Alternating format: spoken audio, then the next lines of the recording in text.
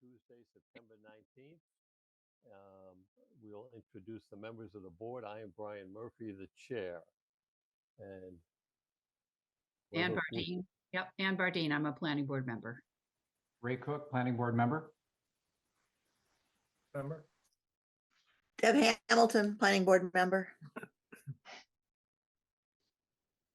And we also had Tim Cronin there. I didn't hear him, but I saw him. And Sorry, our are you hearing me, associate, Brian?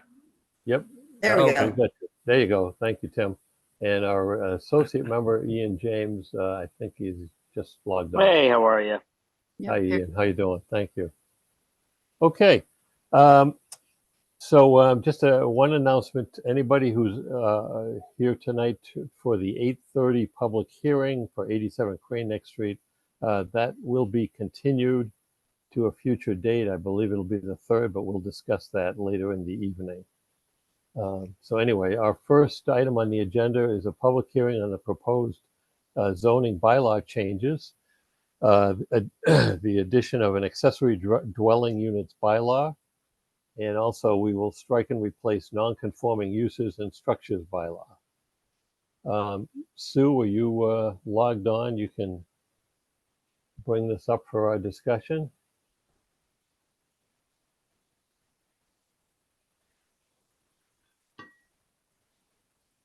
Great, I can see that. I think everybody can see that. Mhm. Sue, can you want to give us some background on this, please?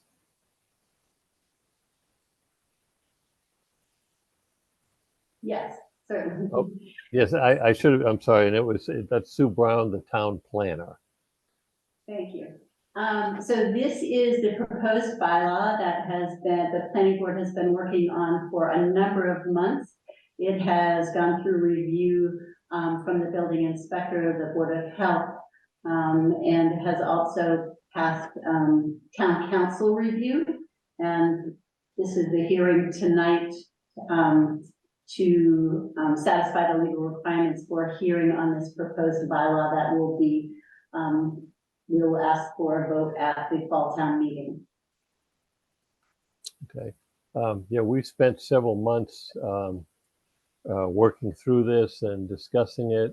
We followed much of the suggested language and whatnot in Massachusetts law regarding accessory dwelling units. And I think we've come up with a reasonable bylaw for the town. And I don't know if you want to scroll up a little bit, Sue. It's relatively short. And oh, stop there. Whoop. Back one more. Yeah, with the two definitions. So what we'll do, the board's going to be talking about this and any changes, whatnot. Then we'll see if there's any members of the public who are interested in talking about this tonight, and we will take questions on this. So we have a couple of new definitions that will be added to this language. And Sue, if you want to scroll up a little bit. And we can see that the purpose of this is to authorize a provision, and it's intended to increase small dwelling units available, expand the diversity of housing, serve the needs of the current and future population. It'll provide homeowners, if they wish, with a means of obtaining rental income, and finally encourage economic and more efficient use of the current supply, while being sensitive to the current character of town neighborhoods. Whoop, back. As with any building modification or construction, the building inspector issues the permits, and he'll look at plans and make determinations, etc. For this. That piece does not fall to the planning board. Oh, here we go. Yes. So we've determined that this is going to be a complete and separate dwelling unit, maintain separate entrance, either from the outside or through an entry hall. Um, and again, this is a liftoff of the mass um, bylaw language that's suggested for accessory units. That these units are no bigger than 900 square feet. We did put in whether it should be no greater than half the floor area of the principal dwelling in case the ratio is a little bit smaller. Now, if somebody wanted to do something bigger than 900 square feet, we have further on an option that they would come to the planning board and seek a special permit, and there'd be a hearing to determine if that is appropriate for the situation that the applicant finds themselves in. Scroll up just a little bit. We have no curb cuts. It's parking will be on site, and this is going to be an accessory unit to the principal. In the same ownership. This is not to allow for condominium usage or anything of that sort. The entire, if the unit is within an existing dwelling, or if it's perhaps something in a garage that's next to the house, it has to be maintained under the same ownership of the property.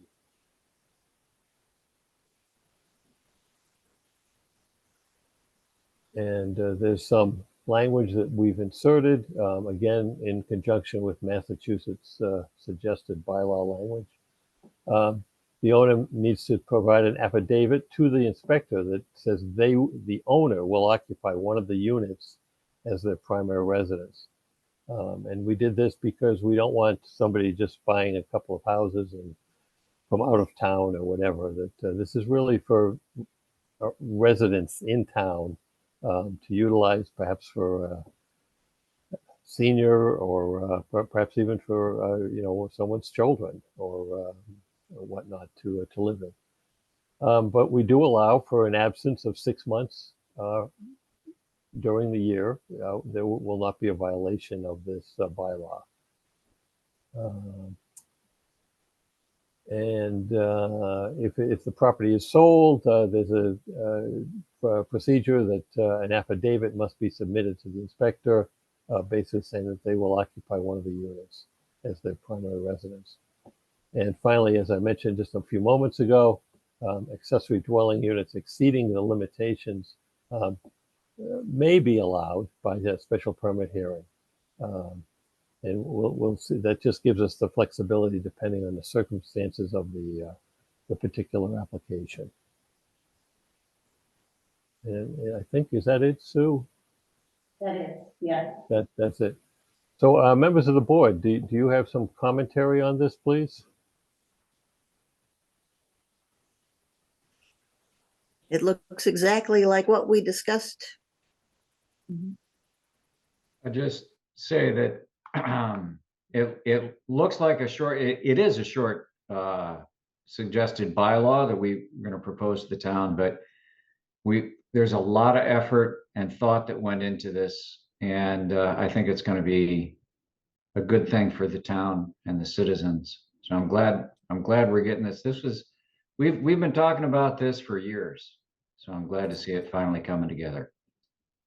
Hear, hear. And I also want to point out that it's versatile. So it allows a fairly wide variety of options for an accessory dwelling unit, because it can be inside or it can be attached to, it can be a detached building. And the property owner could choose to live in the accessory dwelling unit if they want to. So I think it's good. Yeah, I agree, Ray. And a lot of effort has gone to this point. And I just wanted to note that where rental income is referenced, that is to enable, folks who need the rental income in order to stay in their home. that supplemental income. And any rental would be subject to whatever the town, bylaws and regulations are. So it's not in addition to anything that, the town otherwise authorizes. It's subject to whatever rental period that the town would authorize, for example. The only other thing I mention is a minor point that Sue, the definition of dwelling unit is capitalized in most places, but not every place. So I think it's probably meant to be capitalized throughout as a defined term. Now I'm embarrassed that I didn't catch that. Well, Ray, you're losing I your let- edge. I I know. let you go first, Ray. You did. You did.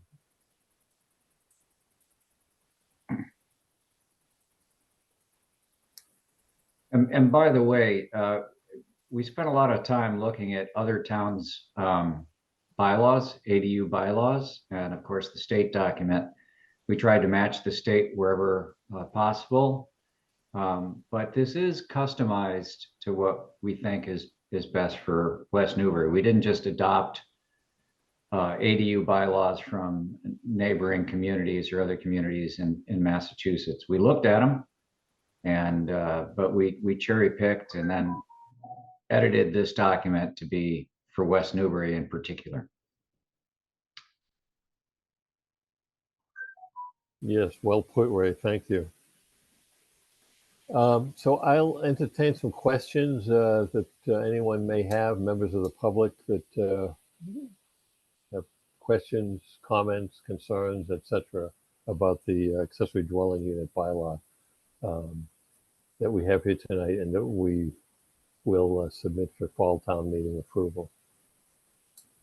You can either speak up, or if you know on Zoom to click the question and raise your hand button.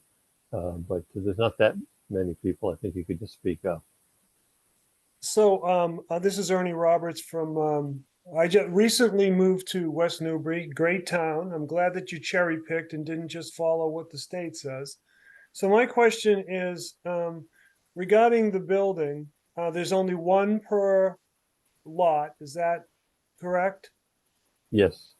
Okay, so one per lot. Now, my goal with this property is to retire over there. And right now we've got a 95-year-old and an 88-year-old living in the home. There are my in-laws. And so if I wanted to, we hope to add an addition. This has got nothing to do with additions to live in the same house with them, right? This has got everything to do with only supplemental housing to kind of fall in line with the state.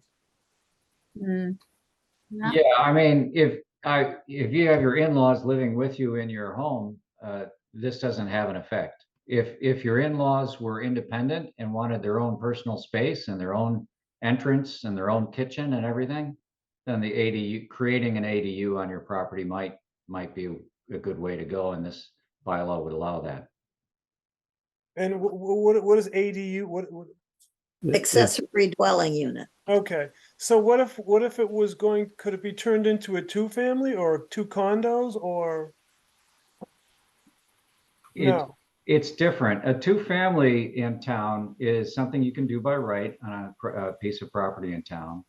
And a two-family, you have two distinct owners that are sharing a lot, but have their separate domiciles.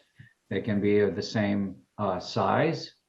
And there might be a condominium agreement for septic, maintenance, etc.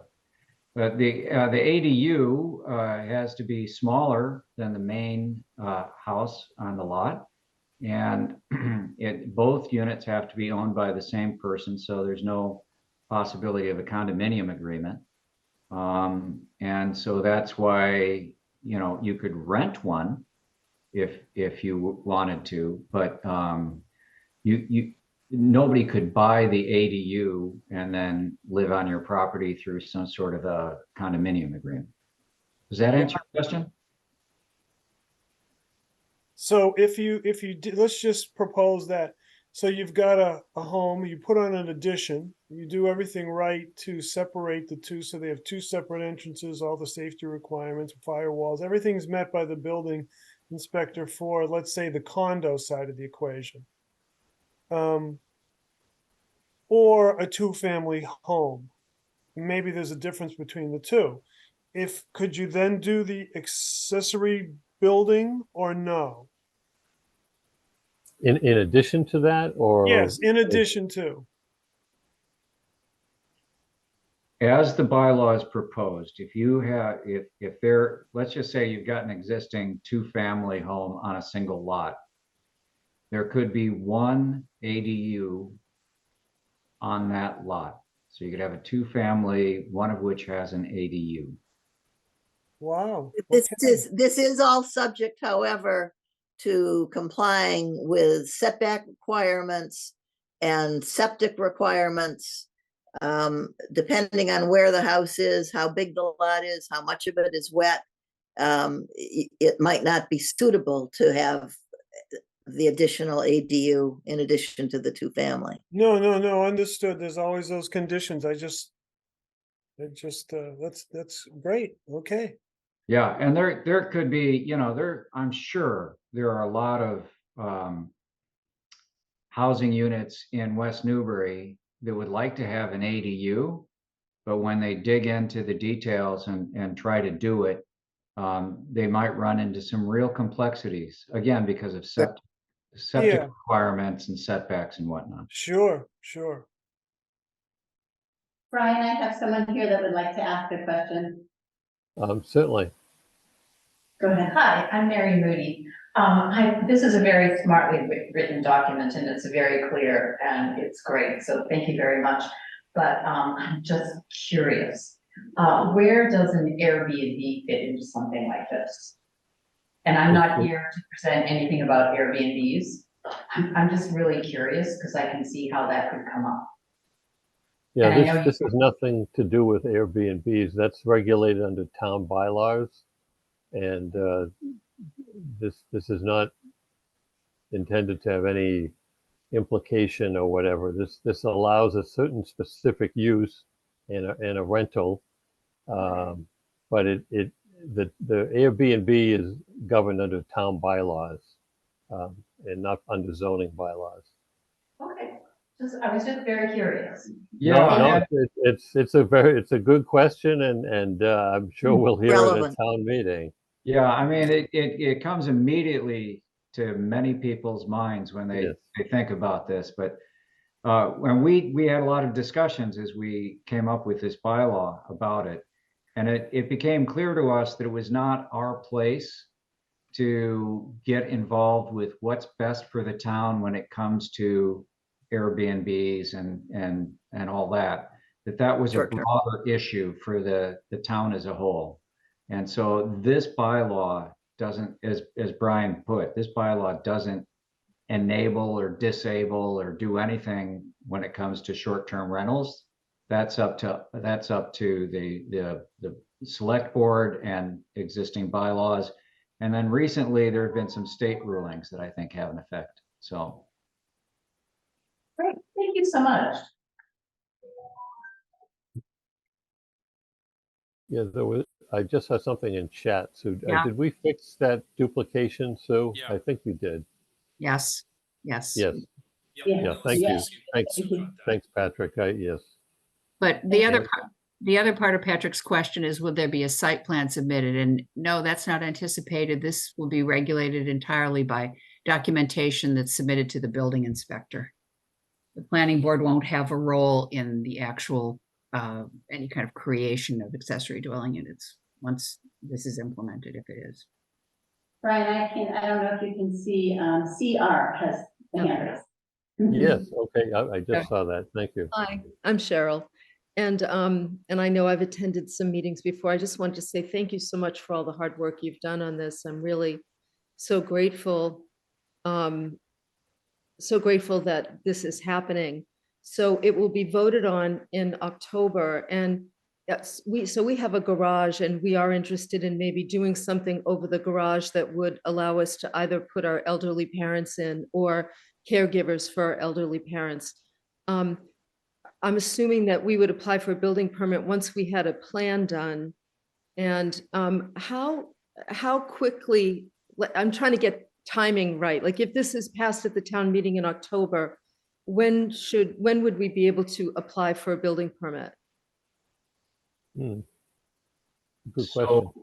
all bylaws that we pass at town meeting go through an additional step where they're reviewed by the state attorney general, is it? Yes.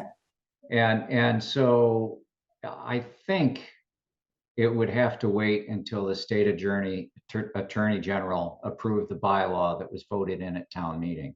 Mhm. And if I recall correctly, that generally takes a couple of months. Okay.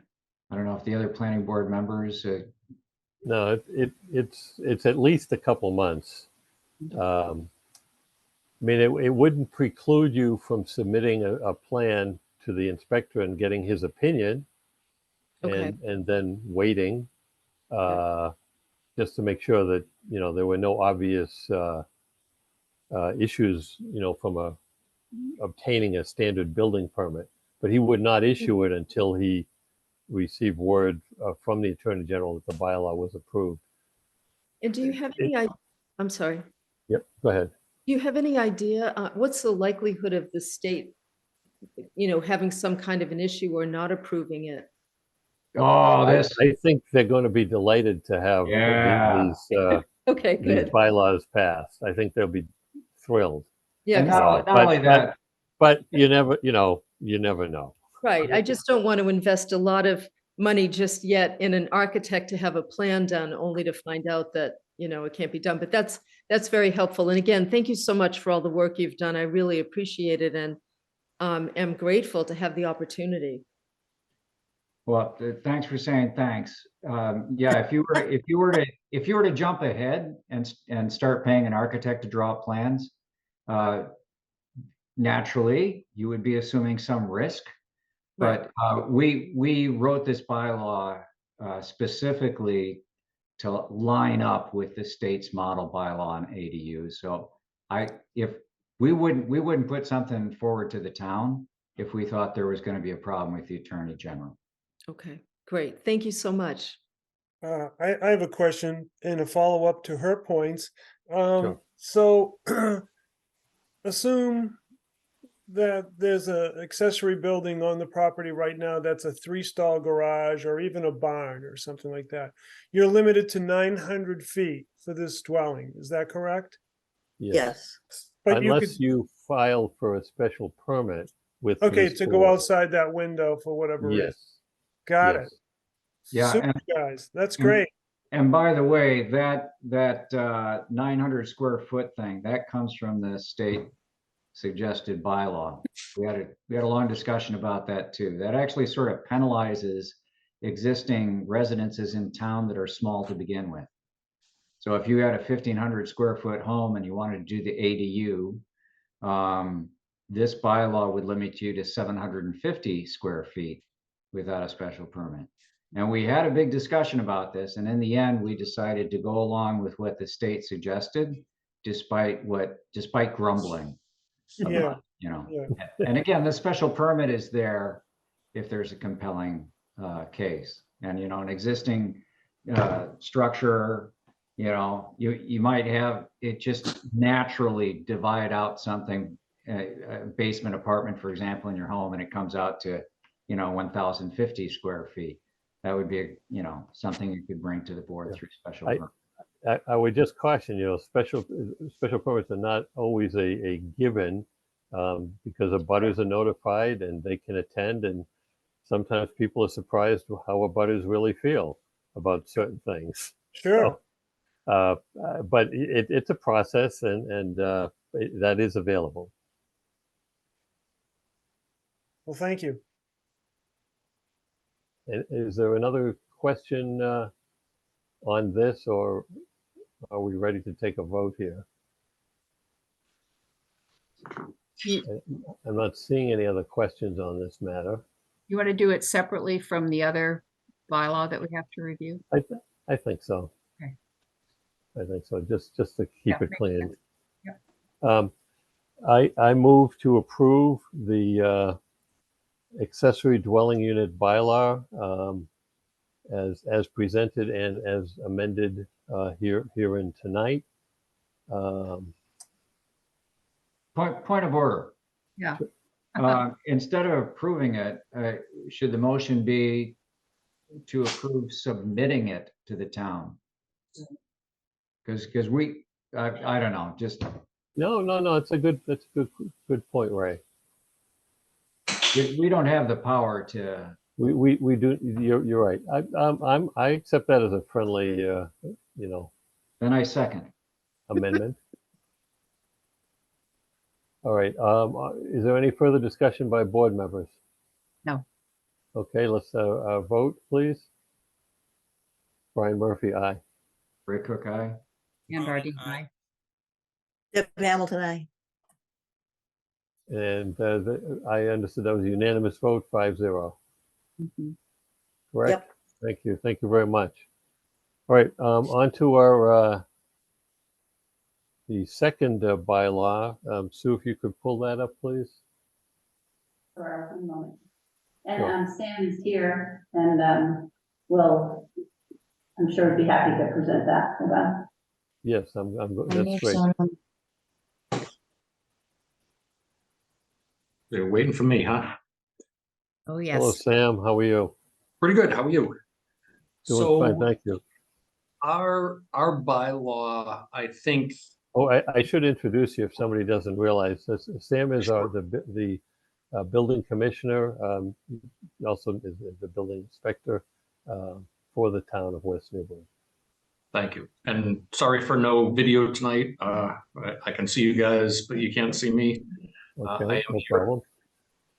So non-conforming uses and structures, our current bylaw, I think, meant to do what this change allows for. It was just poorly written, so it gives me the authority to approve permits for non-conforming uses and structures with some caveats, as long as they're not making the situation any worse. So not increasing that nonconformity. The current bylaw, immediately after it gives me that permission, takes it away and makes everyone go to zoning. So, for example, if someone had a 10-acre lot with, they were short 1 foot of frontage, they would have a non-conforming lot.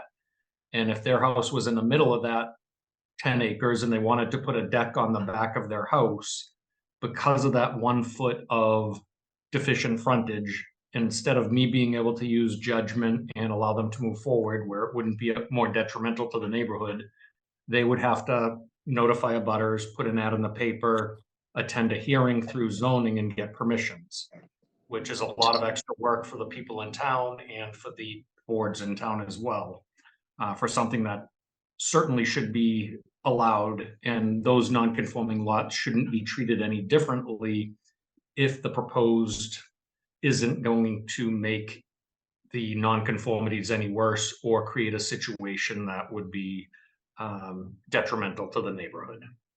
So essentially that's it in a nutshell. There's a lot of language here. I think it's probably longer than the accessory dwelling unit bylaw, but really doesn't say much more than, we can actually use some common sense and allow people to build things without going through a whole lot of process and be penalized just because they may be short a few feet of land or frontage.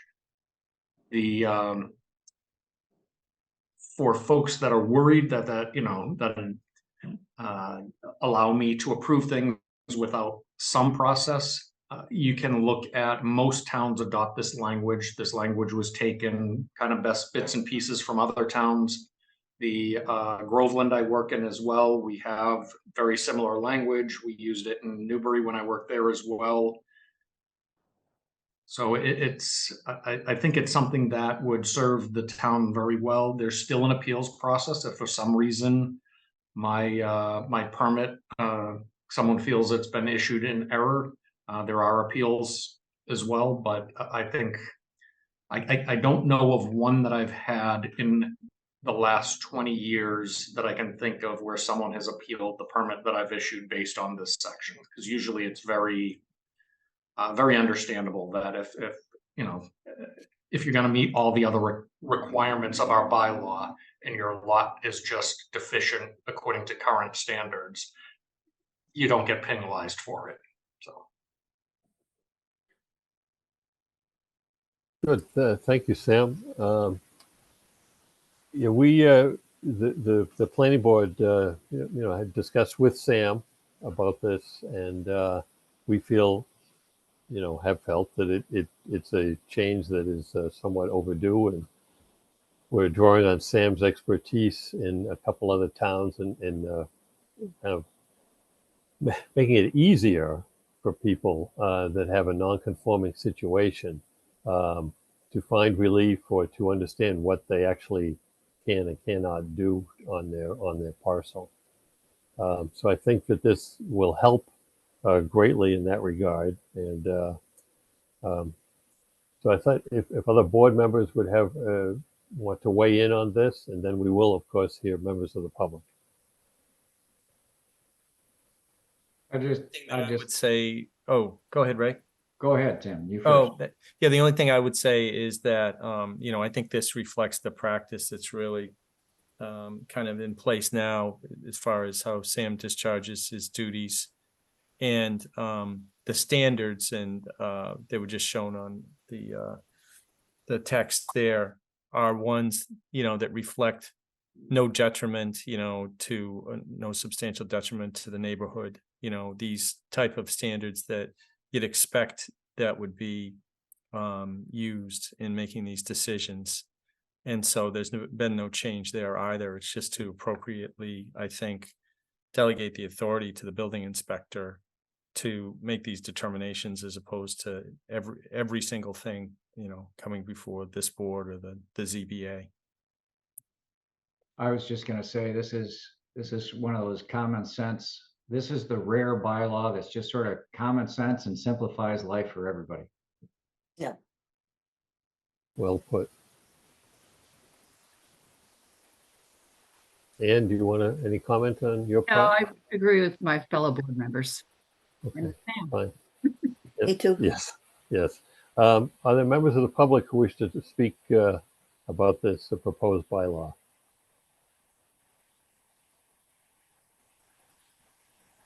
I'm not hearing anyone. I'm not seeing any questions. Whoop, wait a minute. In the language related to the Board of Appeals.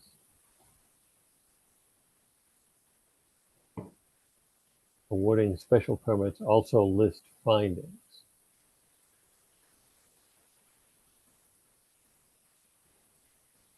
Sam, do you understand that question? Sam? Yeah, I do. And in some cases in the bylaw, there is a different language that would require, excuse me, either a special permit or finding. And yeah, I think that's a good idea to include special permit or finding, pursuant to the bylaw, or like Patrick put, chapter 48, section 6. Those are the sections that would regulate non-conforming structures. It's not always a special permit. Some towns do list, in those cases, they want it to be special permit because they want it to be a 4 out of 5 members versus a majority vote. I think in these cases, having it follow our bylaw is the correct way to go. If we call out that there's findings available, then let's allow for findings. If the board's okay with that, I don't see it as any type of issue. It really just makes us follow the bylaw as written.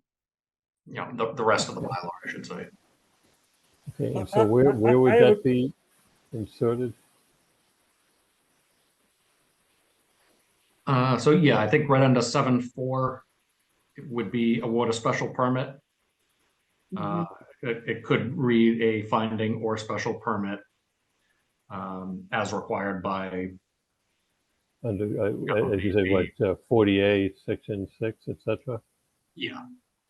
And the, West Newbury zoning bylaw.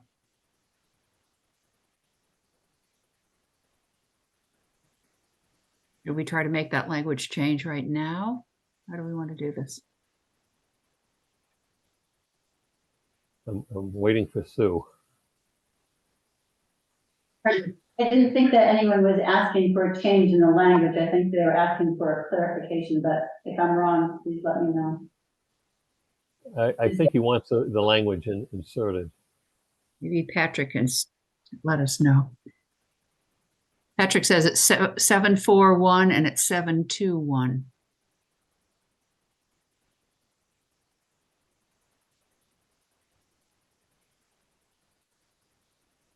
And what is the recommended language?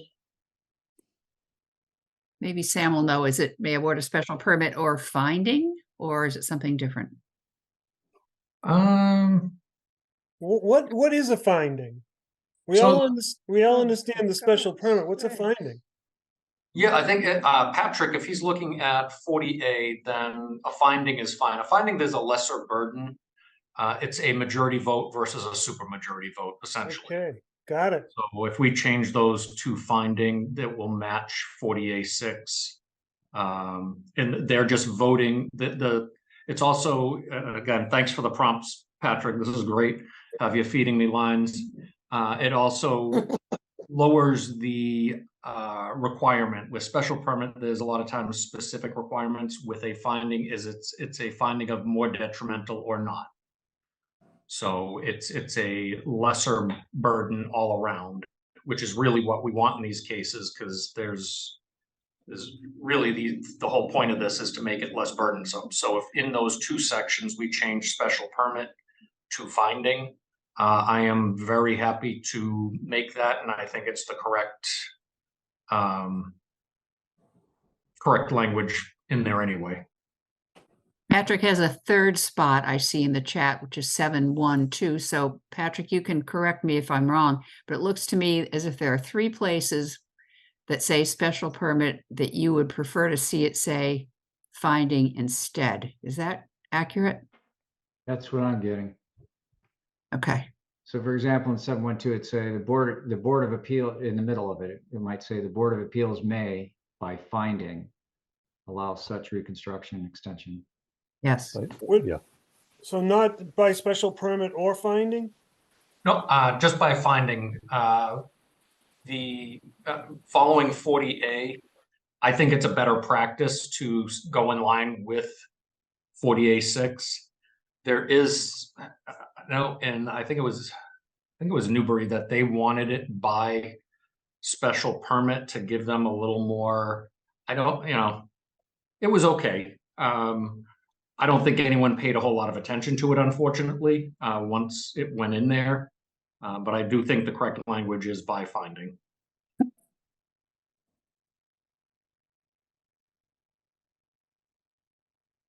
And I would say it would be by a finding, not just by finding, because just to. Yeah, make sure that it's understood. Yeah. Right, so 721. The only reason I was saying by special permit or by finding is it gave your entity a little more strength if you felt it needed to be a special permit versus a 3 out of 4 vote or something like that. Yeah, it's still, there's really not a huge burden difference. And again, as far as language goes, I'm a big proponent of matching language, where I wear multiple hats. A lot of times when things read differently, it's a bit confusing. Yeah, and I also think that, then the zoning board of appeals will have to determine first whether they want to do a special permit or a finding, and it complicates things. Right. So this allows them to do a finding, which is a lesser burden. Yes. And Essentially, it gives the Board of Appeals direction on how to deal with these.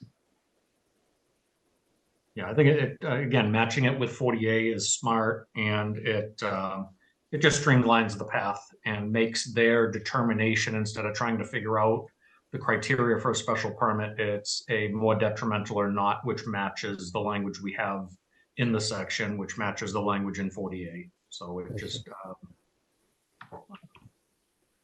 Once again, this will be another place where the thing will have a better chance of being approved at the state level if we are mirroring state language to the greatest extent possible. agreed. And just as a note, Patrick Higgins is a member of the Board of Appeals. And Patrick, I thank you for your comments here. Very helpful. Other comments by anyone? Yep. If I may, when you make a motion, I would just contingent that on a positive review by town council. That's fine. All right. I move to approve for submission to fall town meeting the bylaw to strike and replace non-conforming uses and structures bylaw with the changes herein tonight and subject to town council approval. Second. Thank you. Comments, board members? No? All those in favor? Brian Murphy, aye. Ray Cook, aye. Deb Hamilton, aye. All right. The vote is 5-0 in favor of the bylaw. Thank you, everyone. Appreciate your thoughtfulness. Thank you, Sam. No, thank you guys. I'm so excited to have these. I think these on a weekly basis to get questions about ADUs and have non-conforming use or lot issues. This just makes things a lot easier for me and the townspeople. I'm assuming that was the end for me because I'm doing double duty. Yes. I'm on 2 Zoom meetings. Nope. No, I think So that's I'd it, like Sam. to pare that down to 1 if I can. Yep. Thank Have you. to pay attention to both. Thank you for Awesome. your time and effort. Yes. Have a good night, everyone. Yes. Thank you. Sam, you too. All right. Okay, everyone. We're a few minutes late for a public hearing. The public hearing scheduled 7:30 for 26 Church Street, special permit for a kennel in a residential district. Could Anne, do you have the public notice on this? I don't. If Sue wants to, Does Sue have it? then I could read it. I don't know if that's in the documents I have on this computer. Hold on. Ray, is it possible for you to pick it off the website, the town's website? Let me look.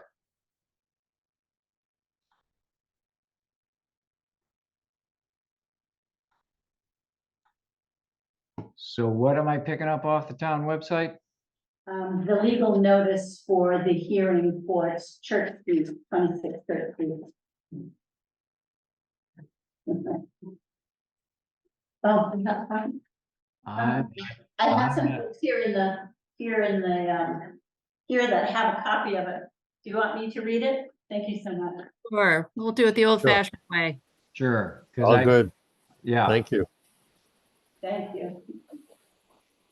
Okay, so this is to, the West Newbury Planning Board will hold a public hearing on Tuesday, September 19th, 2023, during a meeting that begins at 7 p.m. to consider an application for a special permit to build a kennel in a residential zone, zoning bylaw 4.3.3b at 26 Church Street, Assessor's Map R11 Lot 20 in the Residence C zoning district.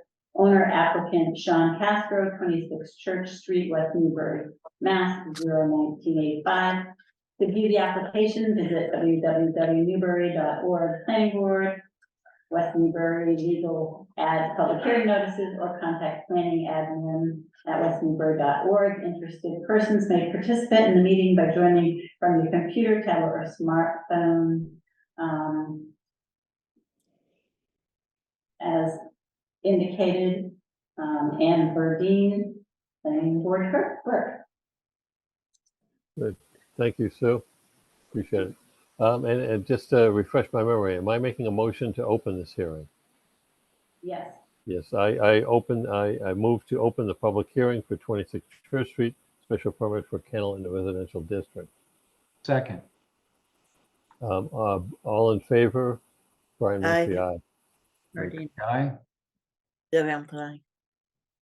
All right, the meeting is opened on a vote of 5-0. Is the applicant on with us tonight and prepared to give a recap of his proposal? We are, Brian. Can you hear me okay? Yes, thank you. Yes. Great, Are thank you you. Sean Casco? I am Chris. I'm Sean's dad. Sean is right next to me. Oh, I'm sorry. Okay, thank you.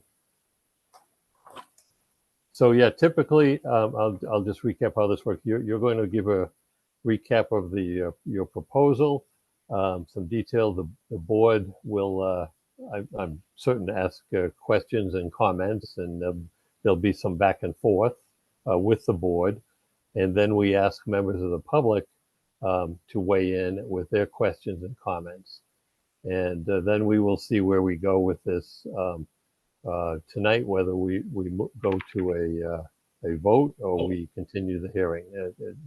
I couldn't begin to make a guess on that regard. Understood.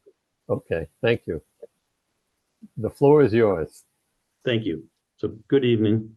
Thank you for your time and the opportunity to discuss this request for a special permit. My name is Chris Castro.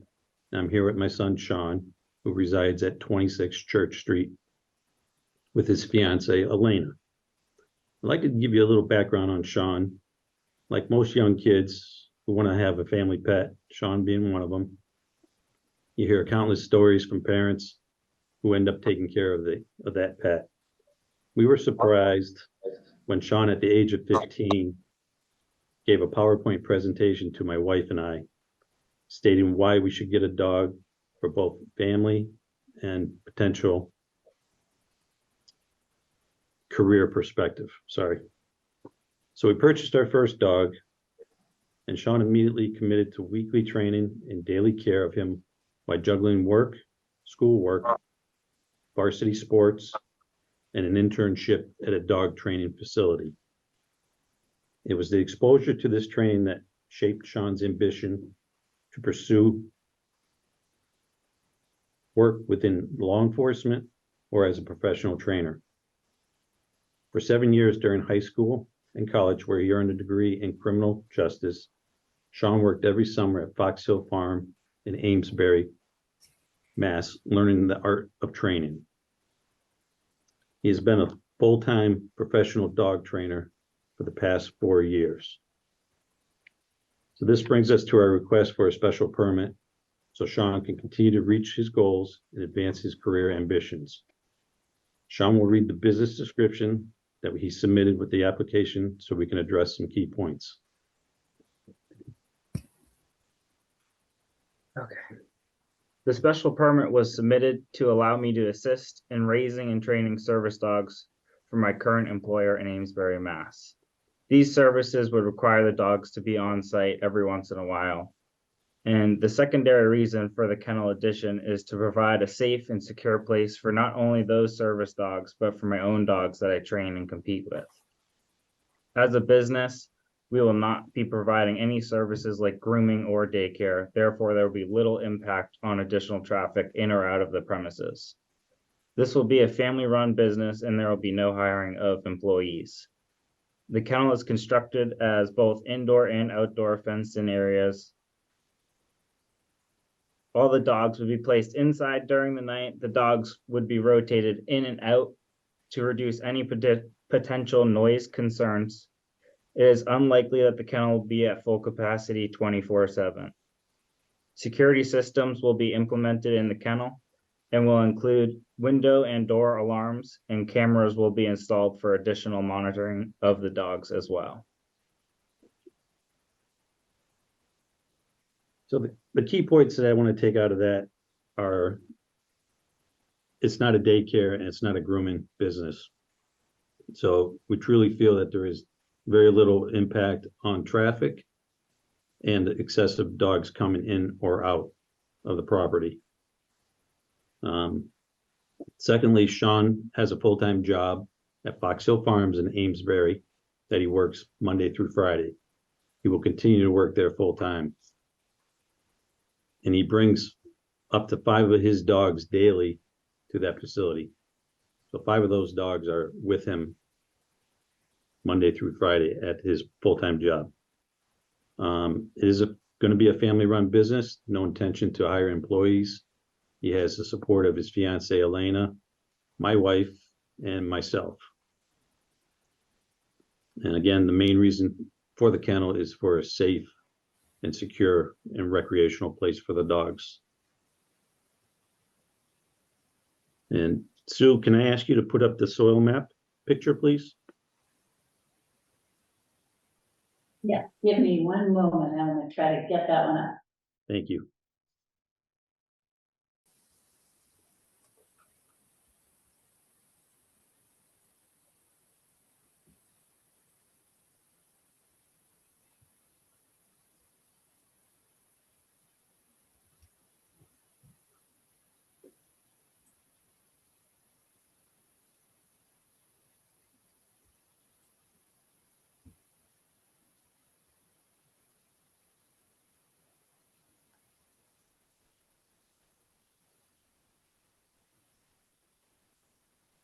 Thank you. So as you can see by the red arrow, that's where the proposed building kennel would be. It would be attached to the existing barn. The barn was used by the previous owner as a horse stable, and there was a fenced in area where you can kind of see it's like a dirt area. That's where the fenced in area for the horses to run was in.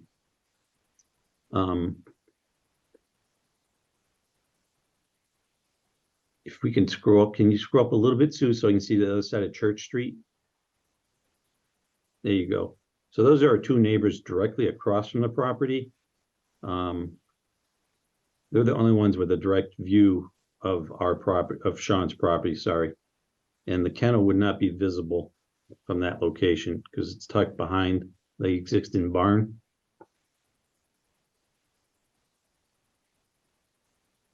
Sue, can I ask you to put the dog run kennel photo up, please? Yeah, one moment. And if you can tell it's a heavily wooded lot on both sides and in the rear. So this is a kennel run that was constructed behind the garage where the dogs have free run to stretch their legs, basically. It's will accommodate 2 dogs. It's fully secured. The doors lock on it. Totally enclosed. And then lastly, Sue, can I have the new kennel, proposed new kennel, please?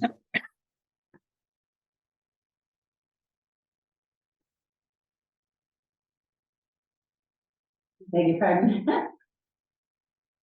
Okay, so if I could scroll up a little bit, there you go. Thank you. Oh, a little too far. So this is the proposed building. You'll see 8 kennels that allows indoor, outdoor accessibility. They're individually locked and chained.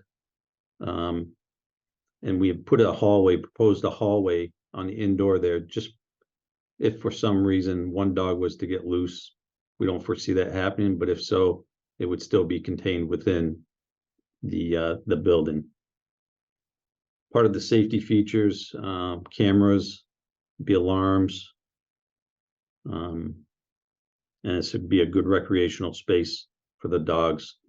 The barn area would be turned into a training area for Sean to train the dogs one at a time. Can I go back one more time, please, to the soil map photo, Sue? Thank you. Whoops. No, you had it, you just passed it. Oh, Did that I? was- I'm sorry. No, I think it's right. There you go. There's 2 of them. Okay. Wanted to comment on all 3 sides of the property so you get a good visual. Really don't have any neighbors near us in that aspect. On 3 sides, it's heavily wooded. Thank you, Sue. And then we've had the property fully surveyed. Also, all setbacks are met, as well as wetland delineations were completed and approved by the Town of West Newbury Conservation Commission.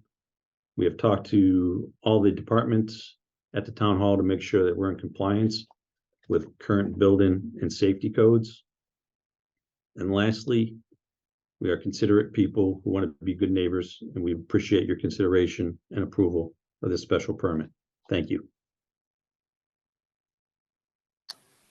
Good. Thank you, Chris and Sean. I appreciate the presentation. I have a couple of quick questions, then other board members, and maybe I'll probably have some follow-ups myself. So there's 8. You'd have a maximum of eight dogs, perhaps at a time, with eight kennels per se. What kind of dogs are these? Is it a mix, or I mean, I don't presume we're talking Chihuahuas here, but Sorry, you want to answer? Mainly it would be shepherds and labs, but it could be a range of dogs. Like within the next couple weeks, I'm in charge of helping train not a service dog, a comfort dog for Andover, and that will end up being a doodle. I've raised a few other comfort dogs for like Amesbury Police, and that ended up being a golden retriever. So it is a mix, but mainly we tend to see shepherds and labs being used the most, and then there has been a quite increase in doodles being used as the comfort dogs as well.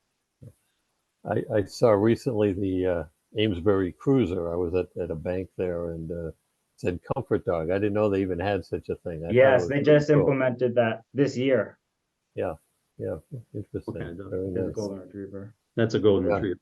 Okay. Is that right? Yeah. So, So just one of the things that comes to mind for me is dogs bark at night, and so sometimes you always have a neighbor, and the dog some guy barking at night or whatever, and you go tell him, leave a note in his mailbox or whatever, please take your dog in, or before you get the authorities involved. What are we expecting with 8 dogs in there that are on a relatively transient basis? These aren't waiting for a new home or something, in terms of barking at night and whatnot.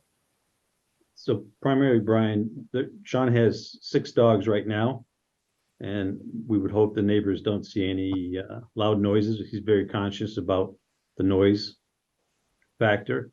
And only 2 dogs are out at a time. So we limit the amount of outside time that they would have. The kennel would be fully insulated with the foam insulation, so be pretty quiet. It's down pretty far in the backyard, and again, the dogs would be inside at night.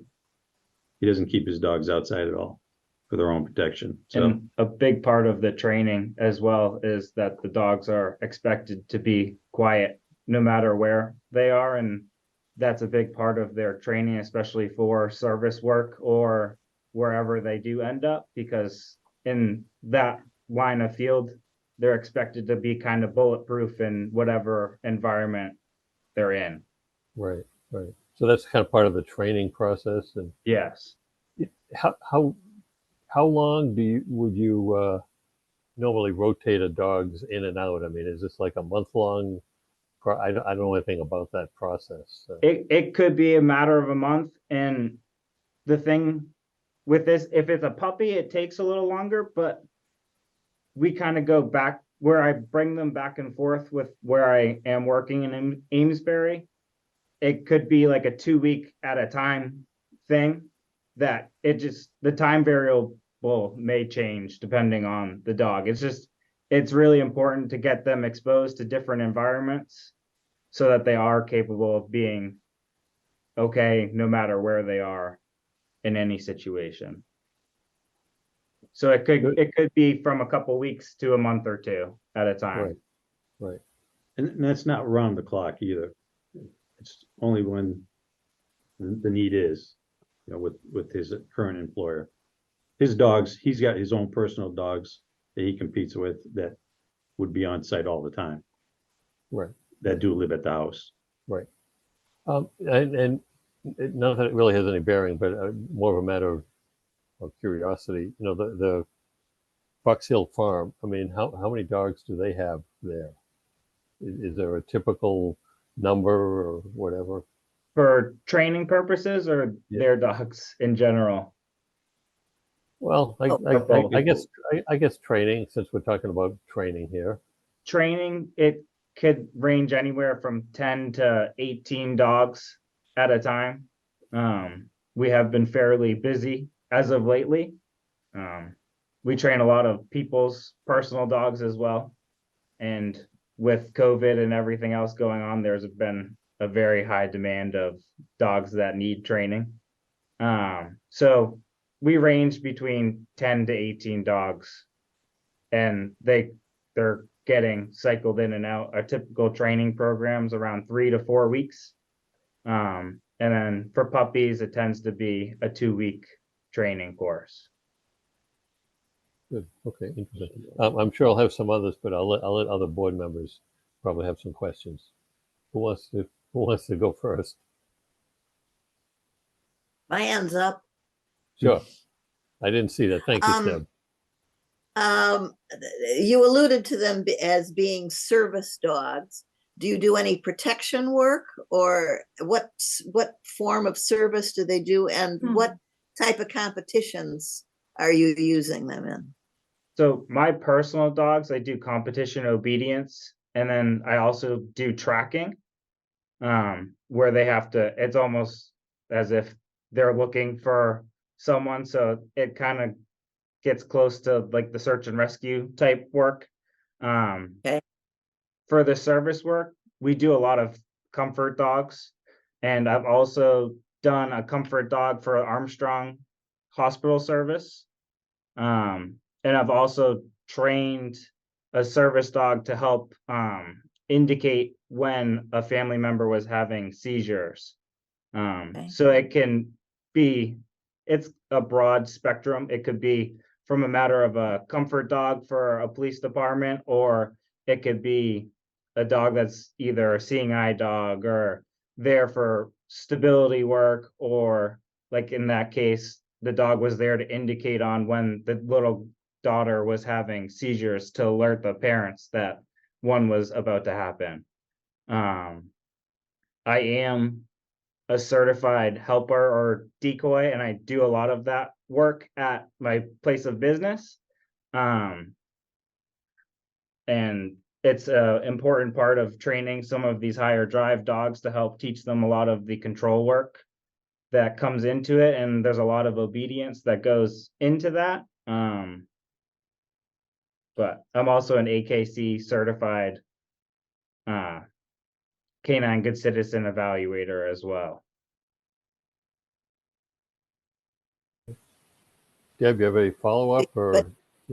What, you don't do protection work when you're a decoy? Are you wearing garb and having dogs leap at you? Do you do that kind of, are you expecting to do that kind of training here in West Newbury? Not in West Newbury. I do that in Amesbury for my bosses, but not. So some of your dogs are intended for police work as well? A lot of the training is similar, yes, but not my personal dogs, no. But they are trained in that field as well. But all that training I intend on doing only in Amesbury. Where this is a family business. Oops, I'm sorry. I came to West Newbury because I needed a kennel license. This was in 1975, and I raced Siberian Huskies in the winter and showed them in conformation and obedience in the summer. And rules have changed a lot. My dogs lived outside pretty much year round. Before I built my house, I had talked to the neighbors about how they would be impacted. And although they were huskies, other than the day of race day, they were not noisy, or they might howl at the moon or when the coyotes howled. But things are a lot different here. And I'm wondering if giving you a kennel license to do what you're doing, is that automatically transferred to another owner who might have a different breed or a different set of goals? I don't know whether a kennel license rides with the land or with the owners. So I'm looking at the rest of my board members to get an answer to that question. Yeah. It rides with the Actually, owner. Rides with the owner. We've Yeah, done this before. we Yeah. would put that in a special permit that it would ride with the owner, and any future use by a subsequent owner would require a new special permit. And does it include the breeds of dogs and the types of training that are being offered there? I suppose, I mean, we have great latitude in a special permit. I'm sure we could consider that. Although I would caution that there's a lot of misconceptions about breeds and how they behave. And for example, pit bulls have a bad reputation, but they can be wonderful and quiet, well-behaved dogs. And this special permit is to this individual in particular, who's a AKC trainer and evaluator.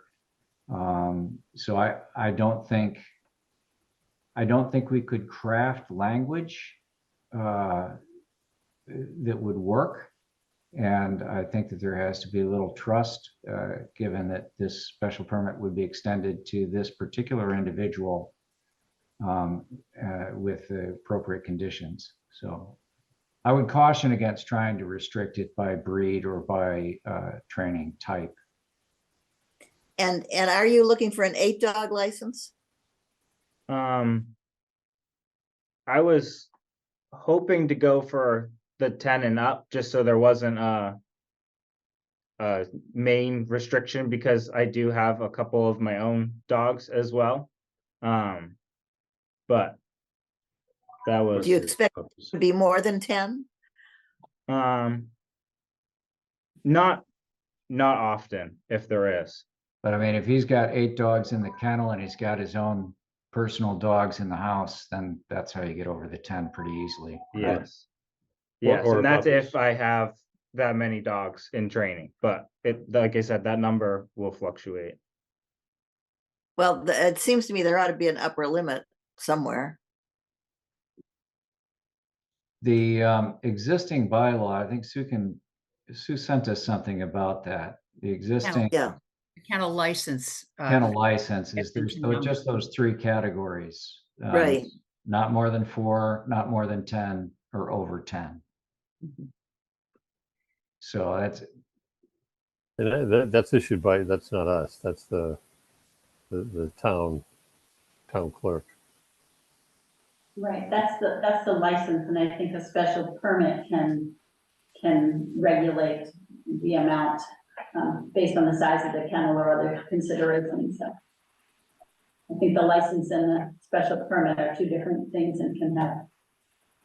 So it's the license that he's looking for to be over 10, but the kennel permit is your discretion. Okay. Well, and certainly if you have a litter of labs, you're going to have however many dogs you've got, plus what, 8 or 10 or 11 puppies. They have big litters. that's a good point. I hadn't thought of, Deb. Yeah. And Double the population. Yeah, the most I ever had at once here was 17 on my 8-dog license. Wow. We'll never tell, Deb. Brian, I had some Yes. questions about Yes. numbers and capacity for either Mr. Castro or Mr. Castro. You show 8 kennels in the drawing. There was mention made of 5 dogs leaving to go to work with you. Can you give me kind of a, day in the life breakdown of a number of dogs, which ones are work dogs, which ones are personal, who stays here, who goes with you? I try to vary on who I bring each day. I do have a lot of my dogs are around the same age. the ones that tend to need the most work are the ones that I'm currently up in starting training. The ones that kind of need it the most are the ones that come with me. And Usually, are those dogs that are considered your own dogs, or are they part of Fox Hill's clientele? right now, most of them are my own. I am raising one puppy for them at the moment. And like I said, if I do get the permit or selected for it, then I would probably be bringing a few more of those dogs than my own personal ones, depending on who's in need of it the most. And so does Fox Hill employ other people who take dogs home too, to their own facilities? No, I'm one of the head trainers along with the husband and wife that own the company. There's one other like junior trainer who's learning how to do a lot of the training, but I run a lot of the training that goes on at the facility. So the dog that he has now from Fox Hill is an actual cattle dog, right? Yeah, It's Blue Hill. Yeah, Blue Hail, 3-month-old cattle dog that he has at the house. So that's one example. Okay, thank you. Welcome. Brian, I got a quick question. Yes, of course. Mr. Castro, if you could reassure me about what happens when you go off to work with your dogs. There'll be dogs left behind. Reassure me that the dogs that stay in West Newbury while you're at work are going to have proper supervision and care. Yes, my fiance works from home and she's also a dog lover. So she also helps rotate some of the dogs in and out and likes to partake in some of the training as well. She's starting to learn a lot of that. Gotcha. The more just she's thinking- spending time I'm just- with us. You know, it's I grew up in farm country, and farmers never get to take Christmas off. You state that right now it'll be a family business, which I understand and appreciate, but I'm wondering if it might be prudent to reserve the option of hiring somebody, you know, on a short-term basis or whatever when you guys are involved with something else, or maybe are taking vacation.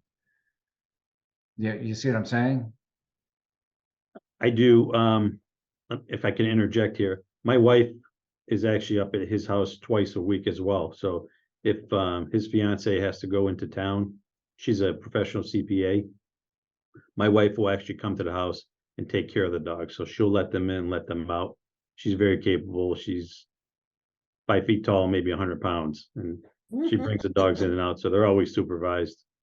That's good. I'm just wondering if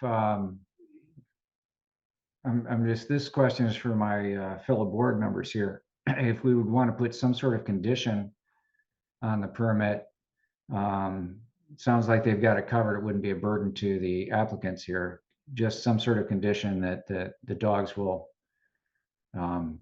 always be certified for, you know, such that there are no unattended periods of more than 4 hours or something. I'm just concerned about Fair. Yeah. something along those lines, so that to reassure the neighbors that there's always going to be somebody watching after the dogs that might be in the home when you're away. The dogs would not be left out when they do leave. If they had to go away for a couple hours, the dogs are always inside, and that's the way it is now. I understand that. I'm just thinking of just sort of reassurance that, you know, for if there were some need for an extended absence, that there'd be that you're promising that there'll be somebody to properly take care of the dogs. Yes, and if there were an emergency with me or my fiance as well, my bosses up in Amesbury would absolutely either come and take the dogs to their facility if need be, or one of them would come in and check on them as well. Yeah, I've done the same for them. you know, As you strike me as the kind of people that make sure that that's always true. And I don't know if we necessarily have to put a condition with additional language in there. I'm just wondering what the other board members feel about this.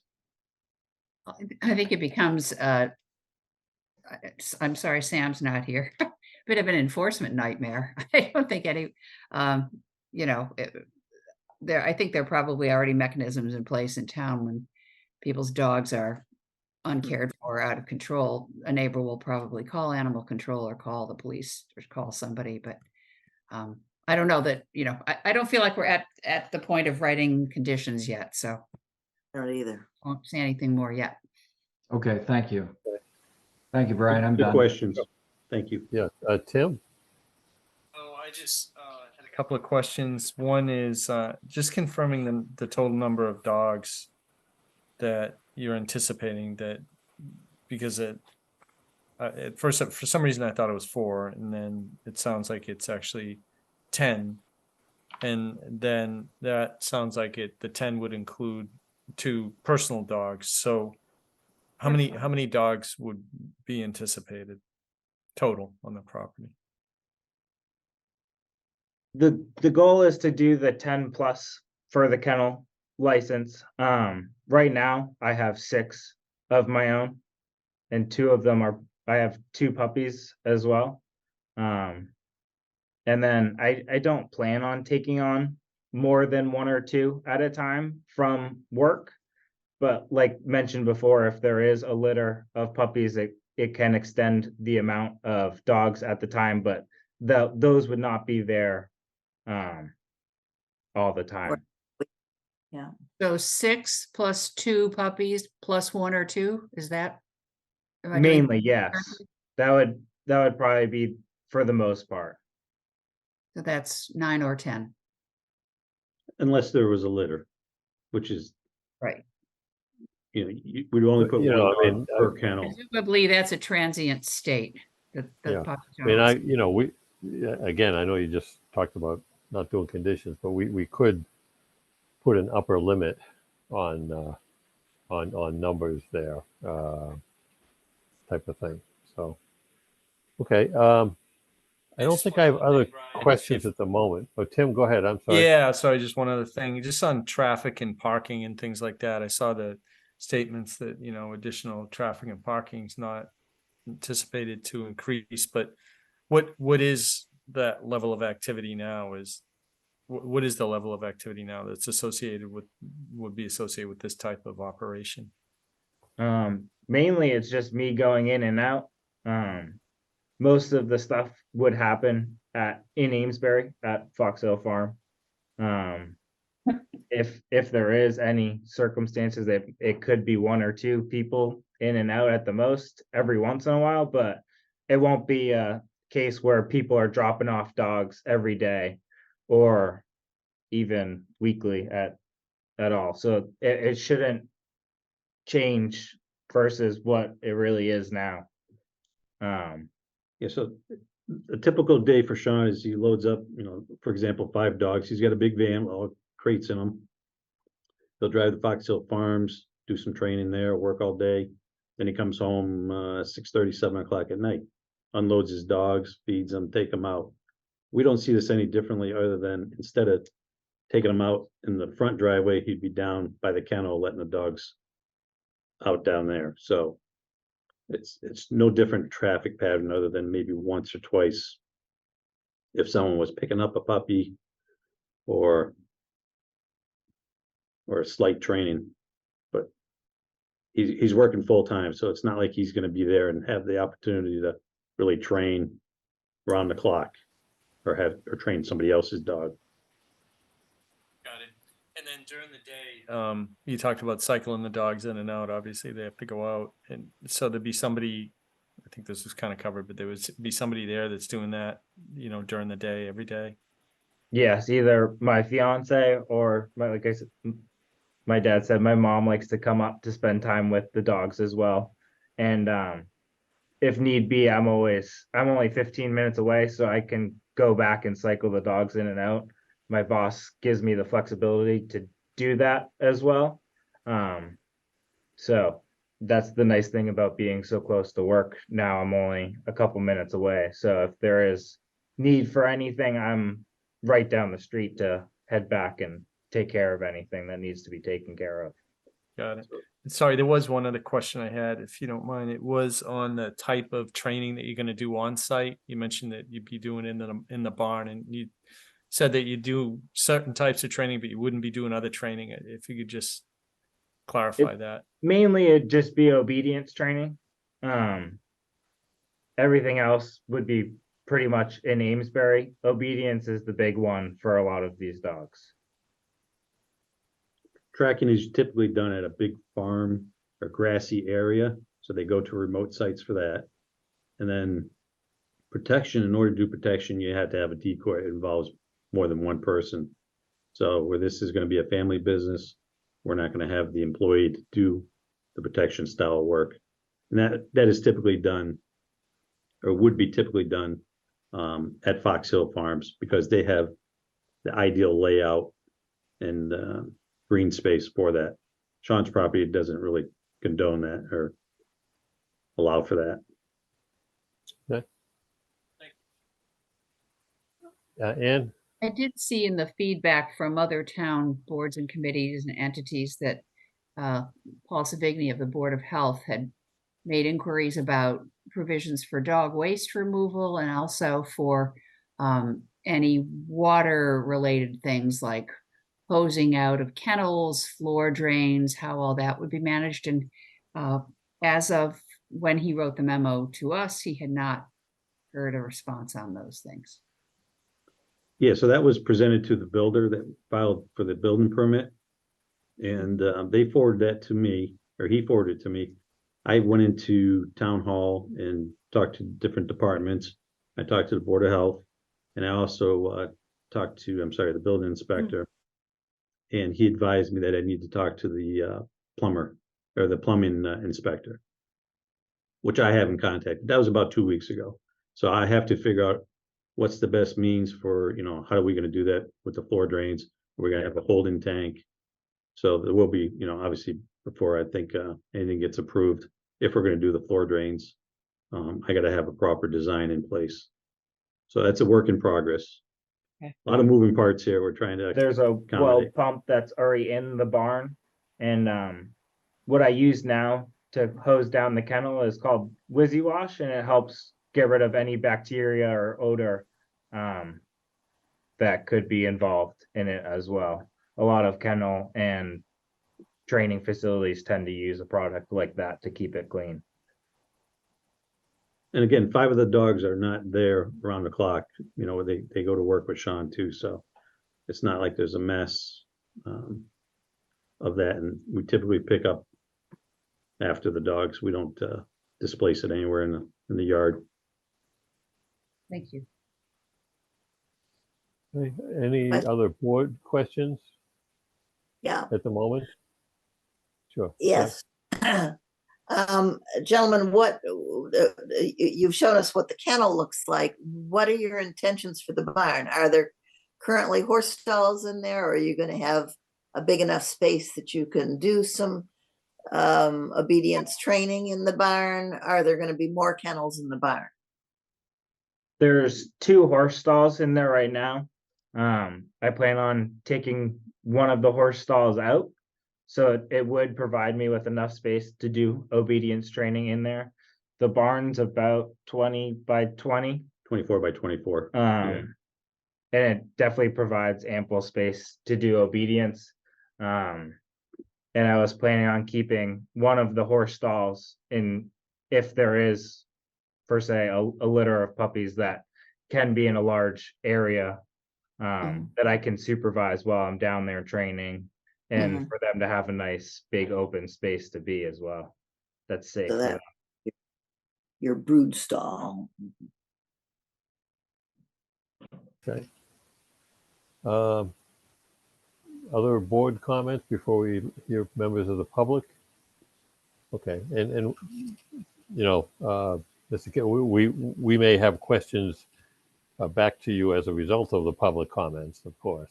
So why don't I turn it over and seek some public comment? You can either identify, you would need to identify yourself, and so we'll open this up. And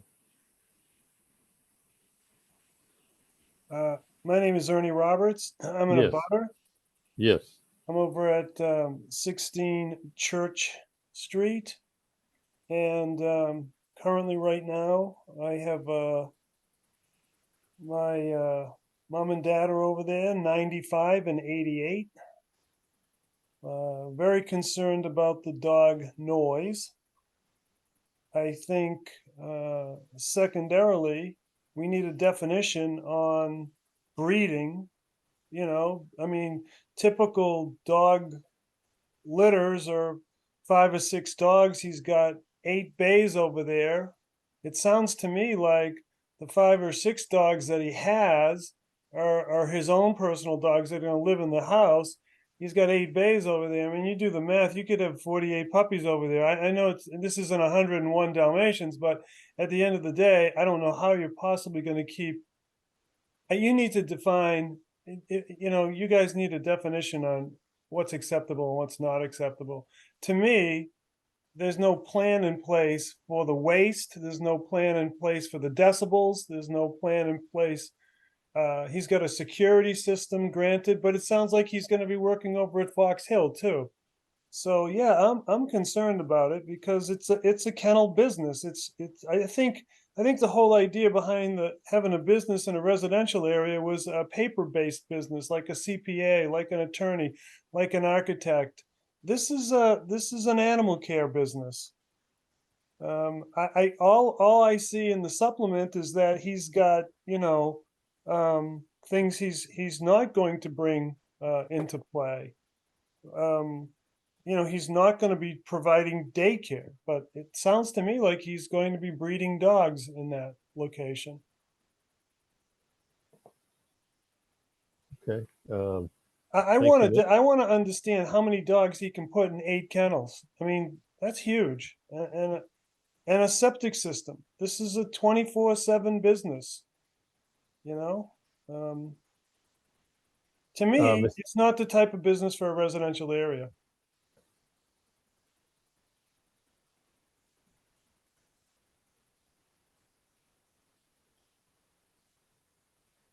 Yeah, Mr. Castro, did you want to comment about the waste handling and whatnot?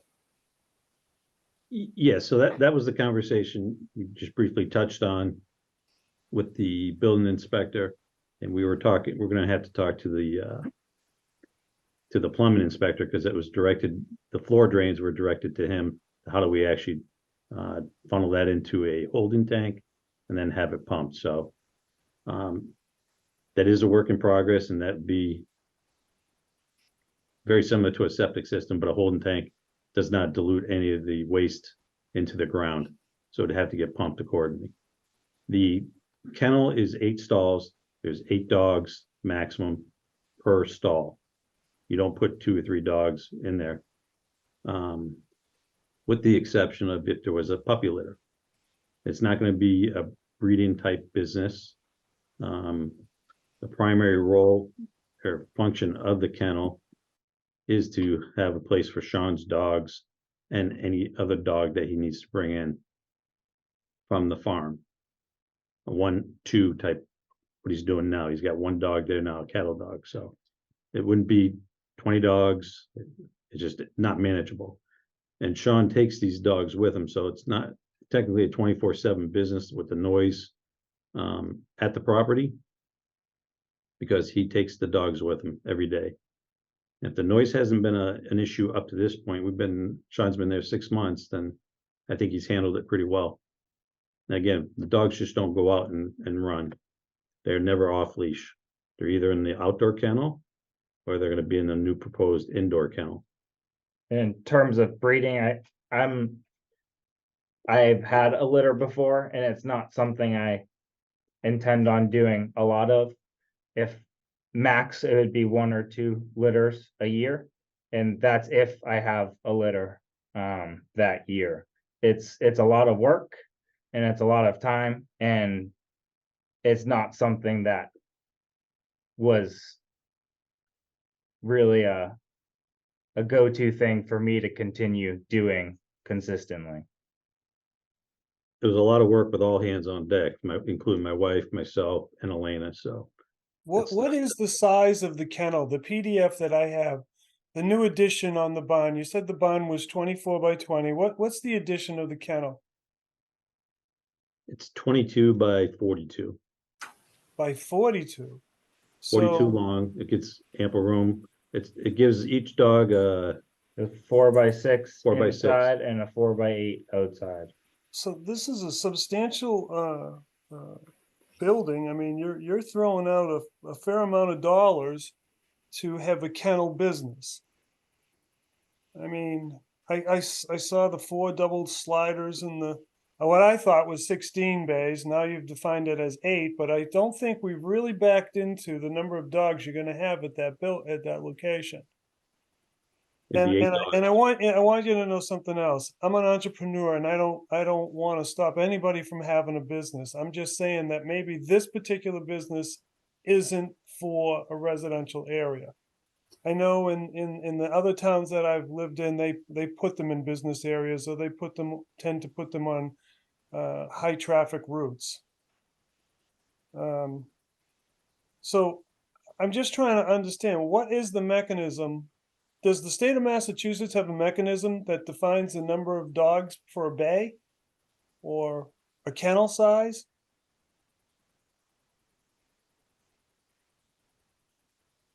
We don't have that answer. No. And does the health department have a requirement for runoff, water runoff when you clean these things? I mean, they must, right? There must be a waste system. There will be a waste system. If I could jump in. If the casters would respond. I mean, you've got different types of waste. I mean, dogs won't urinate or defecate in their own kennel unless something's going wrong. So the floor drains are there probably just for washing down the slabs from time to time, that sort of thing. And then you've got solid waste, which I imagine you'll pick up and dispose of in a certain way. And then, when you let the dogs out, they're gonna mark trees and whatnot. They're gonna urinate outside, which I imagine will be soaked up by the ground mostly, right? We get into these issues, and I can't help but compare this to stables or other agricultural uses that are allowed in town. And 8 dogs is a lot of dogs in one area, so it does require some sort of waste management system. But as far as the volume of waste being generated, it would be substantially less than stables that we have spread through town. So I appreciate the Roberts concern. I do.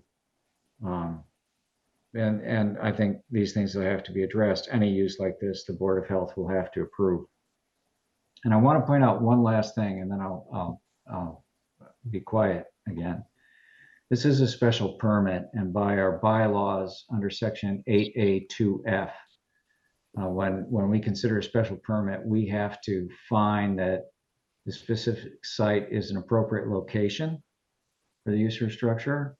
This is where Mr. Roberts, I think, would object that it's not. That the developed use will not adversely affect the neighborhood. 3, that there will not be an undue nuisance or serious hazard to vehicles or pedestrians. And that adequate and appropriate facilities will be provided to ensure the proper operation of the proposed use, structure, or condition. This is where the waste management piece falls. The proposed use or structure will be in harmony with the general purpose of the bylaw, and that the requested use will not overload any public water, drainage, or any other municipal system to such an extent that the requested use or any developed use in the immediate or any other area of town will be unduly subjected to hazards affecting health, safety, and general welfare. So when all is said and done and I'm called to vote on this, that's what I'm looking at. I'm looking at those findings because that's what's written in our bylaws, and that's what my responsibility is. So now I'll be quiet. Okay, Yeah. thank you. Nope, appreciate it, Ray. Well put. Other comments from interested parties in the public, please? I'd like to talk. Hello? Hello? We Hi, have somebody called Deb, Brian. yes. Hi, I'm Deb Duncanson. I live at 27 Church Street. And Sean and Chris, as much as I love the idea of your trainings and the whole concept of it, I am an abutter and I have to disagree. I have heard a lot of noise, a lot of barking. It concerns me. Just this past Friday night, I was awoken at 2:30 in the morning by a barking dog. I don't know if it was your dog, but it was somewhere up the street, and that concerns me. I worry about providing the special permit and then what you do beyond that. You think you're going to have 10 or 11 dogs, but if it's 10 plus, you could have more. That makes me very nervous. It is a residential area. It is not meant to have a business, and that really concerns me. Good job. Deb, thank you for your comments. And if you think of something else as we go on, that'd be fine. Thank you. Brian, I have some folks here that you can't see, so I'll just have them Yes. introduce themselves. Great, thank you. This is John McGrath. Hello, John, how are you? And, I see online that there's a Delray Norte working dogs breeder in West Newbury. Working, posted by Sean Castro. So I'm addressing this to Brian so that he can pursue if he would, because I don't hear well or see well. And the other one is, all the documents for this are for Sean Castro, and I have not yet found out who is Sean Castro by the gentleman there. And my current understanding is, and this may be incorrect, that 4 dogs is the maximum one could have at private residences without it qualifying as a kennel. And we're hearing from Chris Castro currently in excess of that number, and I believe that would include house dogs, simply on the residence. So if the board would be willing to discuss some of those points, I'm not able to interact easily.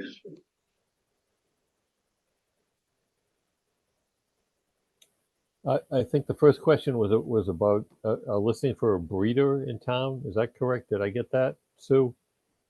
Yes. So what he said, I think it looks like it's from a Facebook page. Working line, German Shepherds and Belgian Malinois. Malinois. Thank you. And it lists Sean as the breeder. So Sean, do you just want to address that? Yes, that is my Facebook page, and that's one of the dogs that I did have a litter from. And like I said, a lot of that training is conducted up in Amesbury. But yes, that is my Facebook page, and it lists me as a trainer / breeder.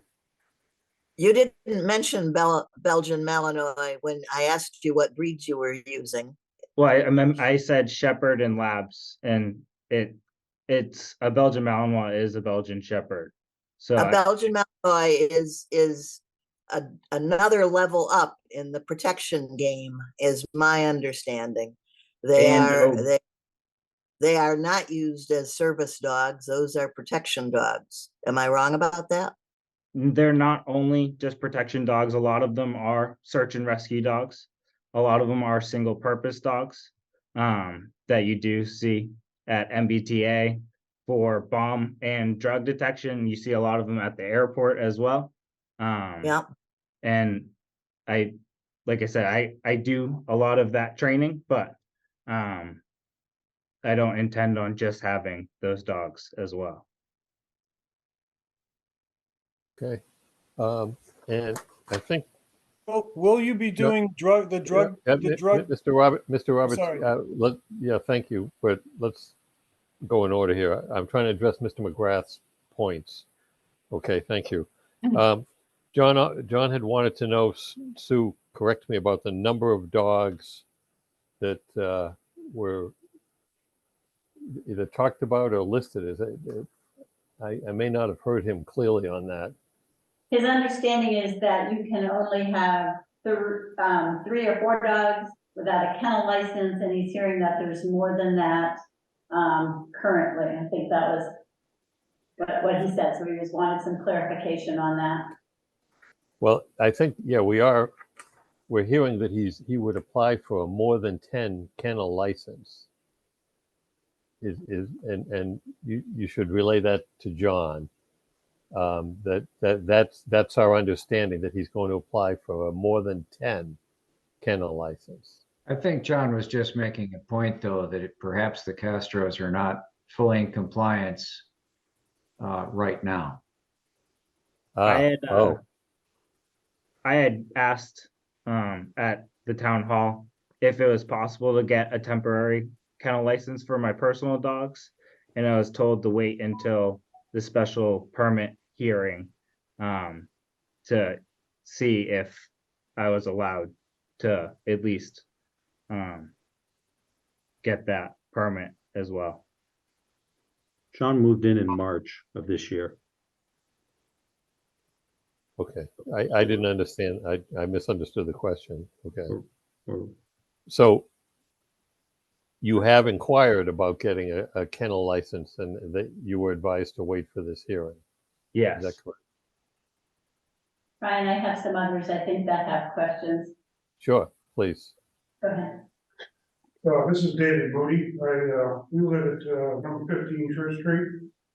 Okay. I have a question and a couple of comments. And the question is, do you expect to have any signage in front of the house?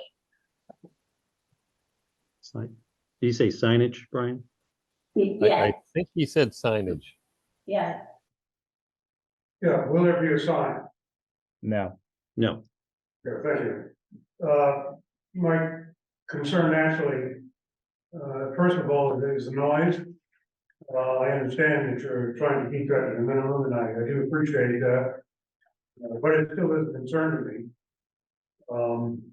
And the other thing I have, and I'm not sure that this is something that the planning board considers at all, but if there is noise and if it becomes publicly aware, I'm concerned about the property values, mine and my neighbors, and how that affects us personally. So those are my comments. Well, I think the simple answer on that is, that may go into the equation of, we can't make a calculation about things like that. I wish we could.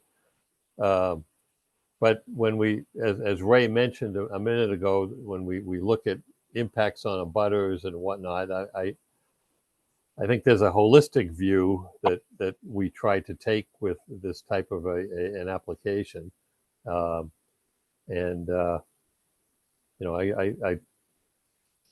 I can't say it's specifically focused on property values, but it's about life impact and whatnot. So I hope that answers your concern. Thank you. But we still have some others here, I think, that. Oh, sure. And Brian, let me know if you can hear well or if they should come further up front. No, so far it's so good. Okay, perfect. My name's Steve Anderson. I actually am on 35 Whetstone Street, so it's my wooded acreage that abuts the Castro property. I don't know if there's any way to restrict this, but everyone seems to be concerned about the breeding. What if the requirement was that if a dog was pregnant, it be brought back to Fox Hill to deliver the dogs? The other question I have is are you on town water or on a well? And I ask that because we often have summers with a water ban, and I don't know what the hosing out usage and all that type of thing might be, but it may be a lot more than a typical residence uses. Okay. I believe that area is on town water, but Mr. Castro, can you confirm that? That is correct. And there's only two residents. It's just my son and Elena, his fiance, living in the house. I don't see any excessive use of water hosing down. The dogs are pretty clean for the most part. It's only if they were to get sick, maybe we would be hosing it down, and maybe, I don't know, a couple times a week. So we have no other irrigation in terms of the yard or anything like that. So I don't see it being a heavy use of water. And I think Mr. Anderson's question of what if the dog was expecting and whatnot, would you bring them back to Fox Hill Farm? No, not necessarily. It's almost around the clock care if the dog was expectant. So the dog in that case would most likely be in the house, not down at the kennel, so that they can be monitored 24/7. And if I could comment just briefly on the noise from another abutter, a good question. Yes. We're very conscious about other people, their property, and Sean really doesn't like to hear the dogs barking either. Are they going to bark? Of course, they're dogs. There's other dogs in the neighborhood we hear barking as well. But I'm going to say, I don't think Sean's dogs were out at 2:30 in the morning. I might be wrong, but he's well asleep by then. He's got a long day. But if we let a dog out, maybe two dogs at a time, that's going to minimize the noise. And that's what we talked about, the rotation. Two dogs out at once, then rotate another two dogs. And that's kind of how it's been for the last 6 months in that outdoor kennel.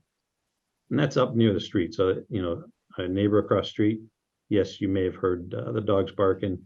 Ideally, by putting them 200 feet back further, hopefully that helps suppresses the noise.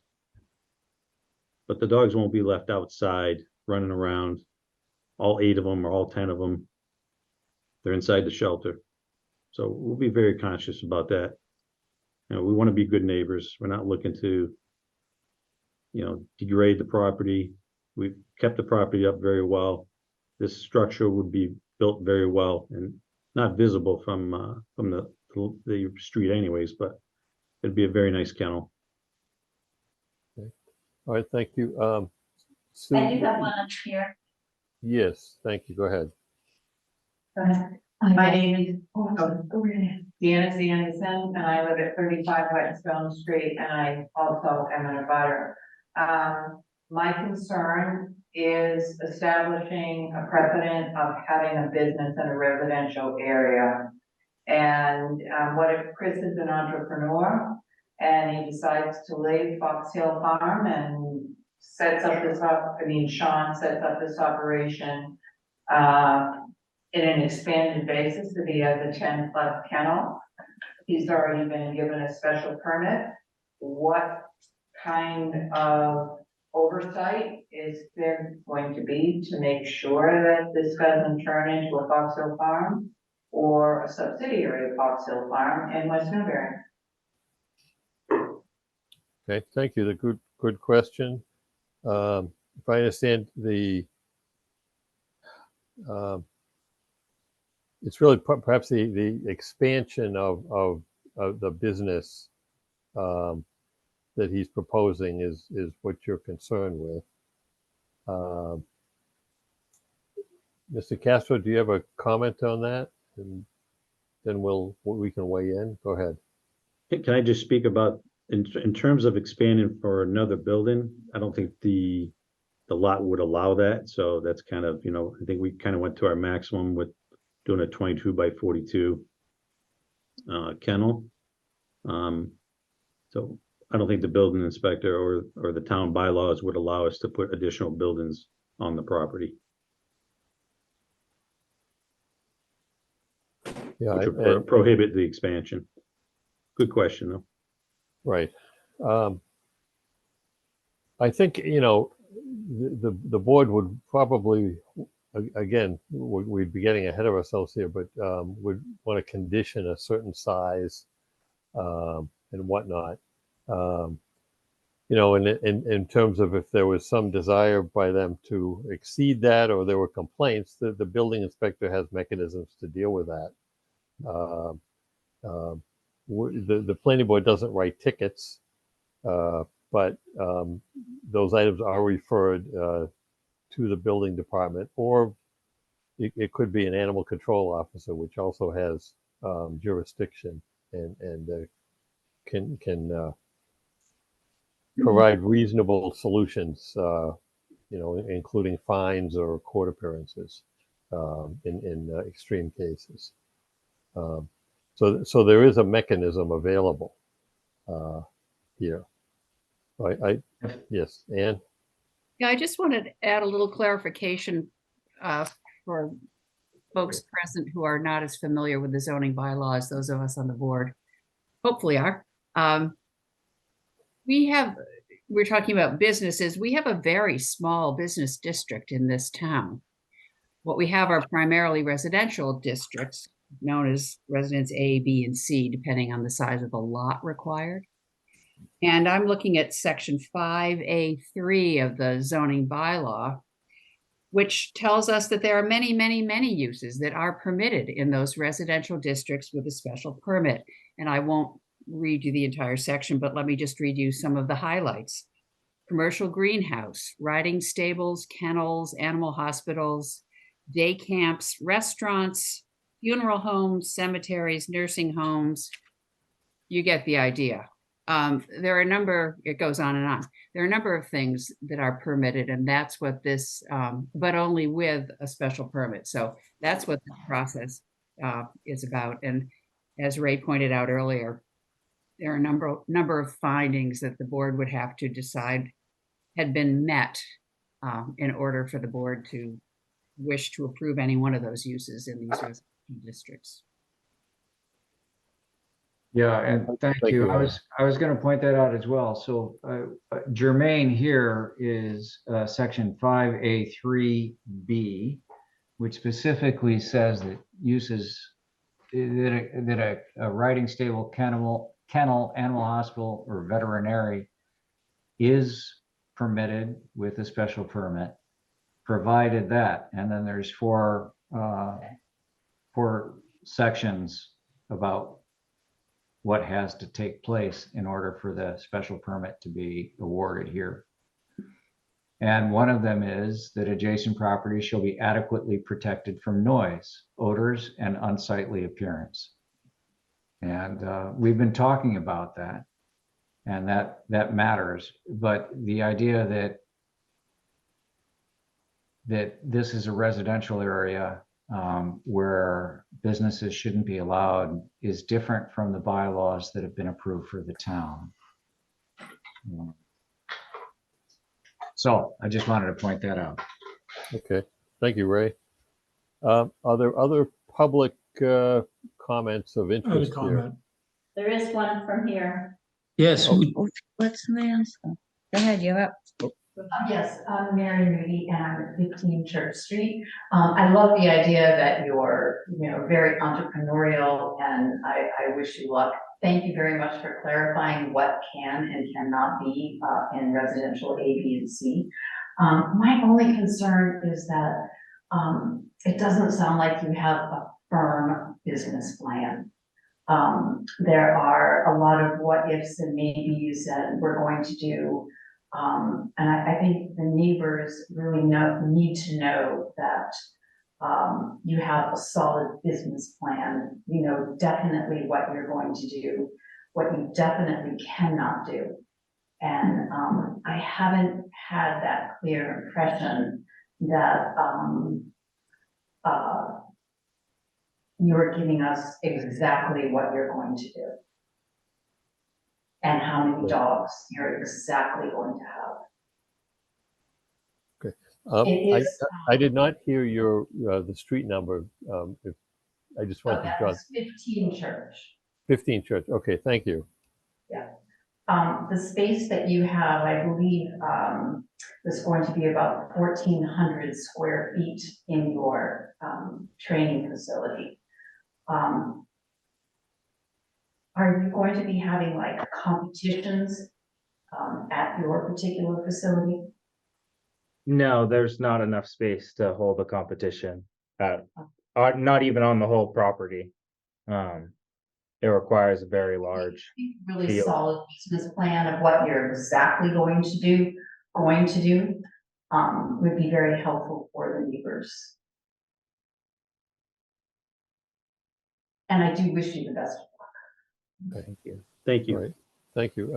And there was another comment, I think the Nolan, Phyllis Nolan, Mr. Nolan, I'm sorry, yes? Yes, I that's think correct. you're up. All right, thanks. This is Phyllis and Peter Nolan, and we Yes. live at 31 Church Street. And Okay. just as a point of clarification, earlier, Mr. Castro Senior said that, well, we do in fact have a direct view of your property and vice versa. We're diagonally across the street. And there's been a lot of numbers thrown around as far as the total number of dogs. And I think you've been kind of evasive in just always alluding to 10 or more. And nobody's been able to pin you down. And you know, right now, my understanding is you've got 6 dogs there. You know, you got 4 dogs and 2 puppies. Well, puppies are dogs too. So you got 6 dogs there, and you've got a plan to add 8 additional kennels. That's 14, and that does not include any additional puppies. So, you know, we're talking about a lot of dogs across the street. You know, we have dogs. We're dog lovers. We're not against dogs, but I think this would negatively affect our property value, and that's not fair to us. And the other part of it is that this would set, I think, a precedent for other folks on Church Street to apply for additional special permits for whatever commercial use that would be. I mean, we bought this property many years ago, 30 years ago. I've been living here almost 31 years, and it's been a very quiet residential place to live and a great place to raise our 3 kids and to live. And, you know, I respect your entrepreneurial spirit as well. That's great. I'm not trying to squash that, but you know, you can invest your money in having your kennel elsewhere, not in a residential area. And, you know, so it's getting kind of late. I didn't want to beat around the bush. I'm not trying to be offensive, but those are our feelings. And, you know, if you want to make a comment, that'd be great. Okay. Thank you, Mr. Nolan. We're very concise and succinct. Thank you. Do the Castros want to make a comment? You don't have to, but I'm fine with that. I guess my comment regarding in direct sight, I don't believe the Nolans can see the kennel, where the kennel would be located, which is roughly 200 feet off the street. You saw the soil map that showed heavily wooded areas on both sides and in the rear of the property. There's no way anybody could see through that. So I was pertaining more to the kennel. Yes, you can see my house. I can see your house. That is true, but not the kennel area, which is set back on the property. Sean is, I mean, you can't have 14, you know, it's going to be limited to how many dogs he can have site. He's only one person. You know, his fiance is going to be there too. So the dog's going to be limited. You can't have 20 dogs there.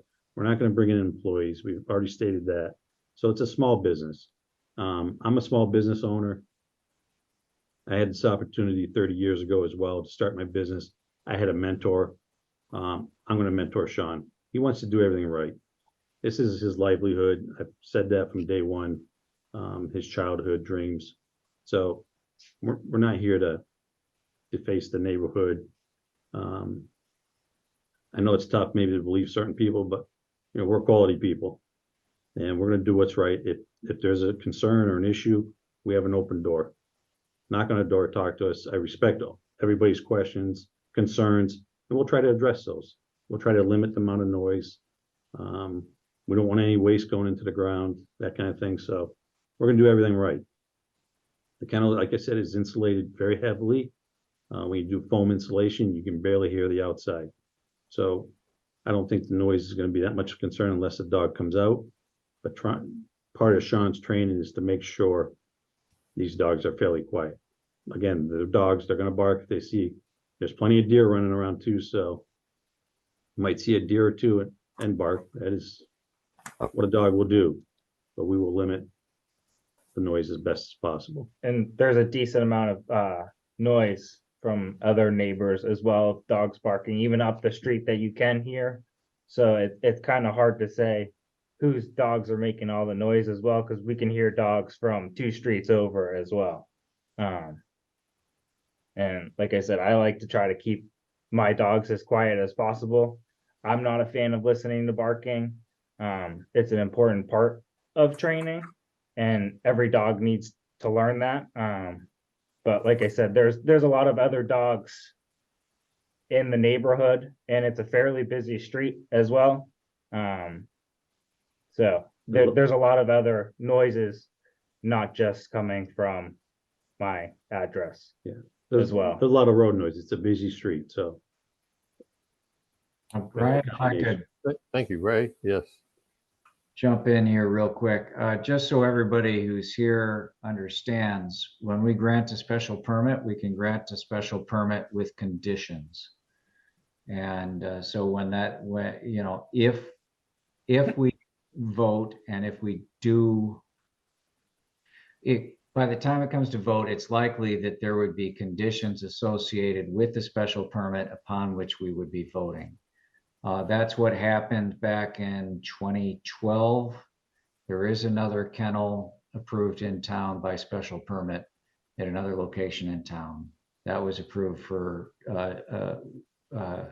20 dogs, and there were conditions associated with that special permit. That's the, if anybody is curious, that's the Frisky dog, or is that the right name, Sue? Yeah. Frisky dog, Indian Hill. Yeah. Yes, Indian Hill and South Street. Right. And there is traffic there because it's a drop off and pick up daycare setup. It's a different type of It's facility. a different deal. Yeah. It would be proposed here.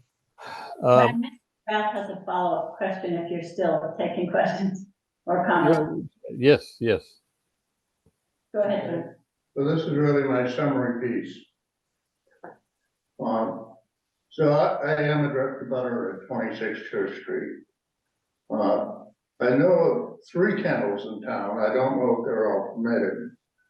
And they're all in zoning area A on the Newbury side of town. In fact, I run the other day, Ernie, that Arrowhead, the kennel is actually in Newburyport, where the city, the town boundary is on that property. And so I don't know if they're permitted or not, but they're in a very sparsely populated neighborhood, if you look on Google Earth or whatever.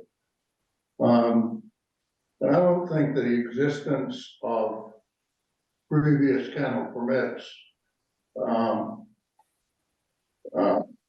in any way indicates approval of this one because of precedent, because of the siting of where those other kennels are. That's obvious just to do an overhead look at the locations.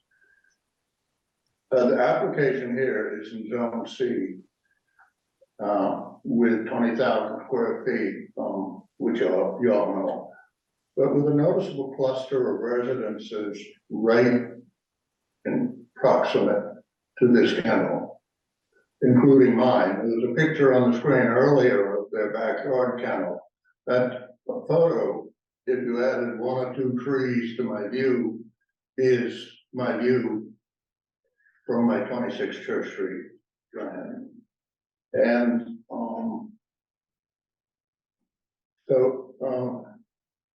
Zone C, with some recent bylaws and change, the residents are getting less and less consideration.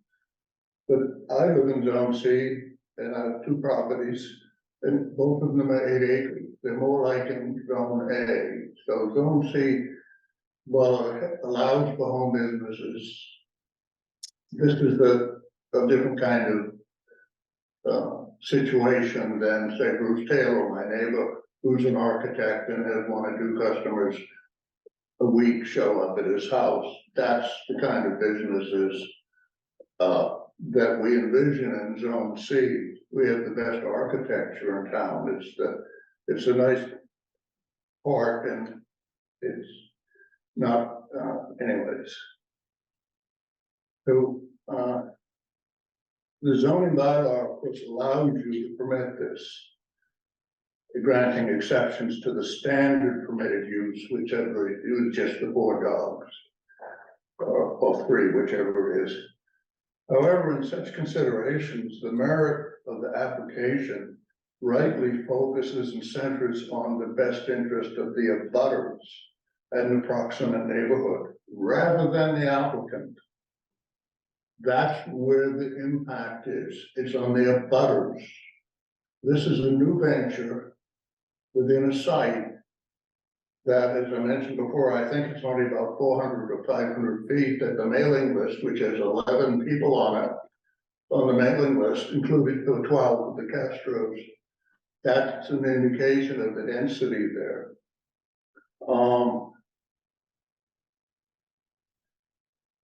So I plead with the board that the position of the board then is to overweight the public sentiment. It's a sense of fairness, and as one of the earlier people in the meeting room here mentioned earlier, I'll get to that, but the applicant, as well as the neighbors who purchased their respective homes and properties, all of them were under the expectation of a standard zoning bylaw, no kennel. So this undercuts, in a way, property values and quality of life in that neighborhood. It can't not. Any change is change.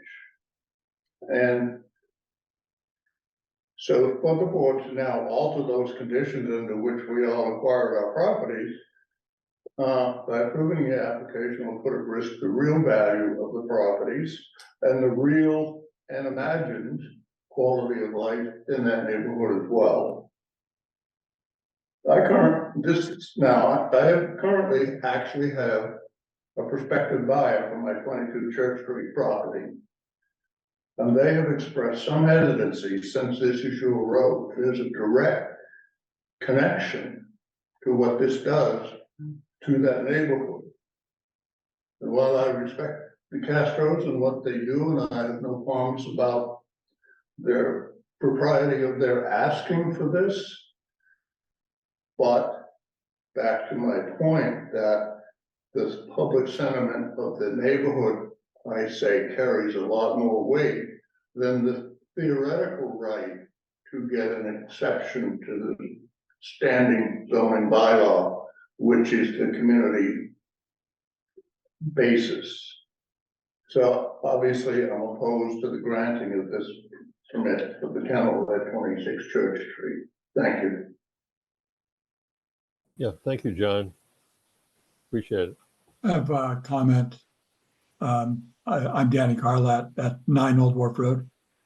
Yes, And I'm in a ahead. butter. Yeah. So, Old Wharf Road is a private road, and there are six homeowners on it. And those woods, there's a strip of woods between Old Wharf Road and Church Street. Those are the woods that the applicant has been talking about behind the kennel. So those woods are very pretty. There are trails that go through them. I walk through them. Other residents of Old Wharf Road do as well. And I'm concerned about having a kennel there because of the impact on the wildlife, especially the deer.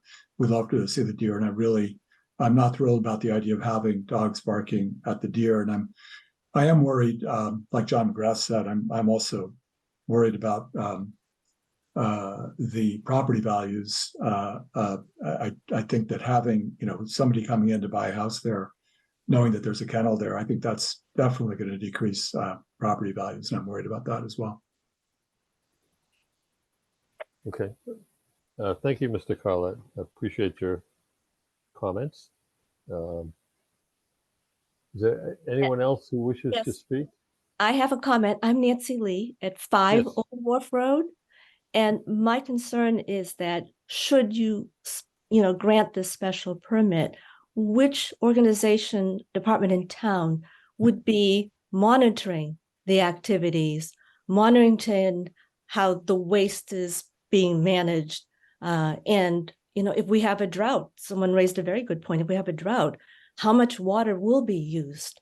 So there are a lot of unanswered questions. And I agree with another person who said there really isn't a firm plan because we don't know how many dogs. We don't know if the traffic may be changing. We don't know a lot to be able to carry on a conversation about this. So I do have my concerns as to who will monitor this should it ever take place.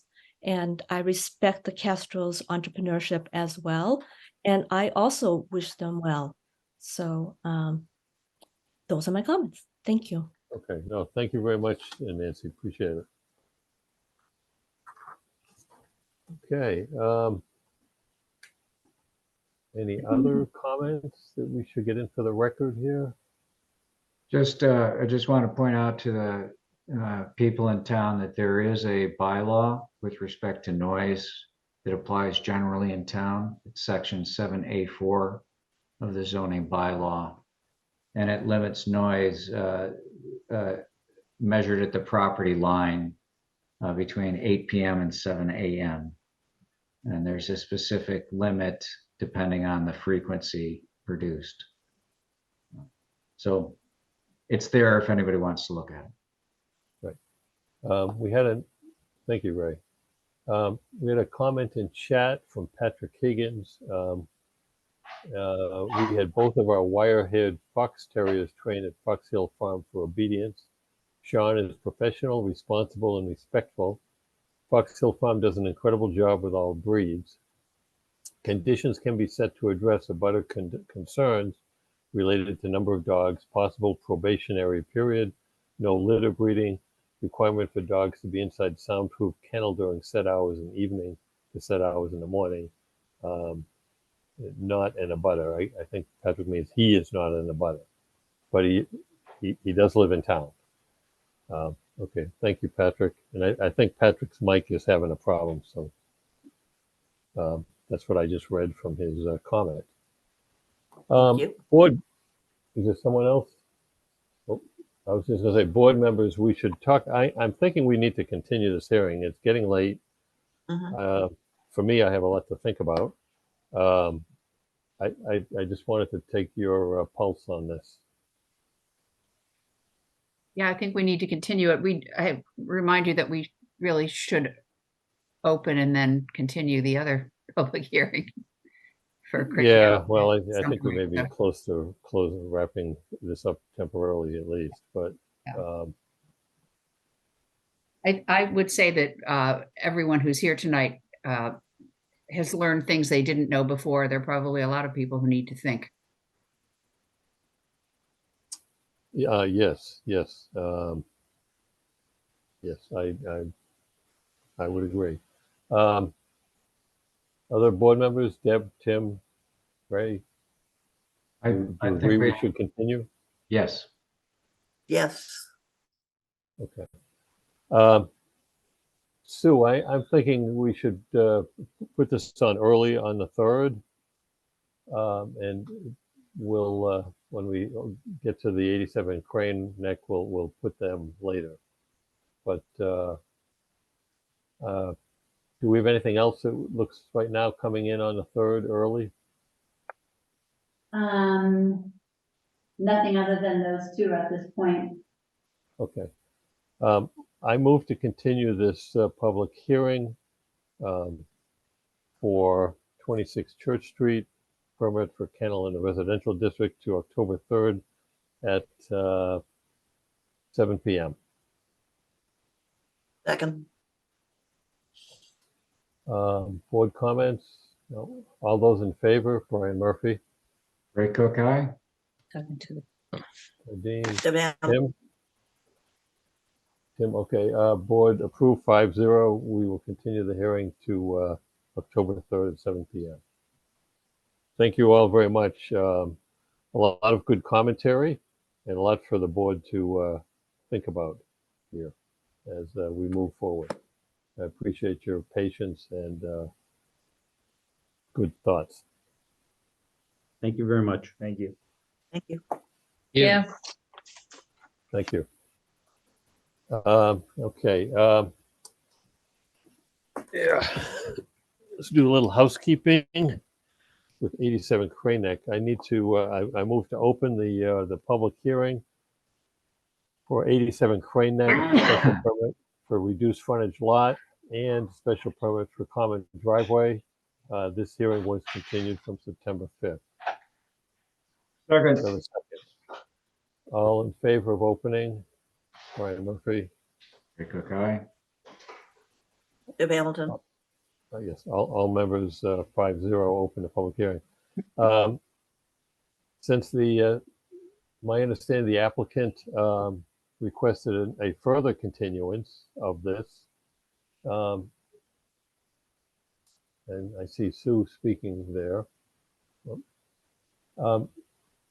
Sue, did you get any sense that they would be ready at the next meeting on October 3rd? I'm not sure if they shared what their issues were. They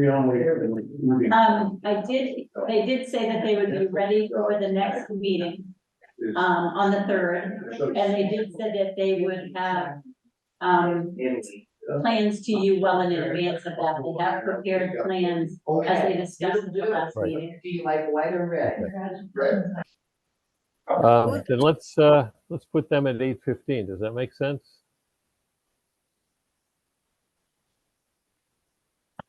I'm sorry? Does that make sense? 8:15? Yes. Or 8 o'clock, 8:15? Somebody walking the dog by. So I move to continue the public hearing on 87 Crane Neck for reduced frontage and the common driveway to October 3rd at 8:15. Second. Second, Tim. All right. All those in favor, Brian Murphy. Ray Cook, aye. Deb Hamilton. Yep. The vote is 5-0 affirmative. Thank you. Okay. Okay. So Yes. the next item, hopefully anybody can step out of the room so they. Yeah, I'm gonna ask them to do that. One moment. Sure. That's a good point.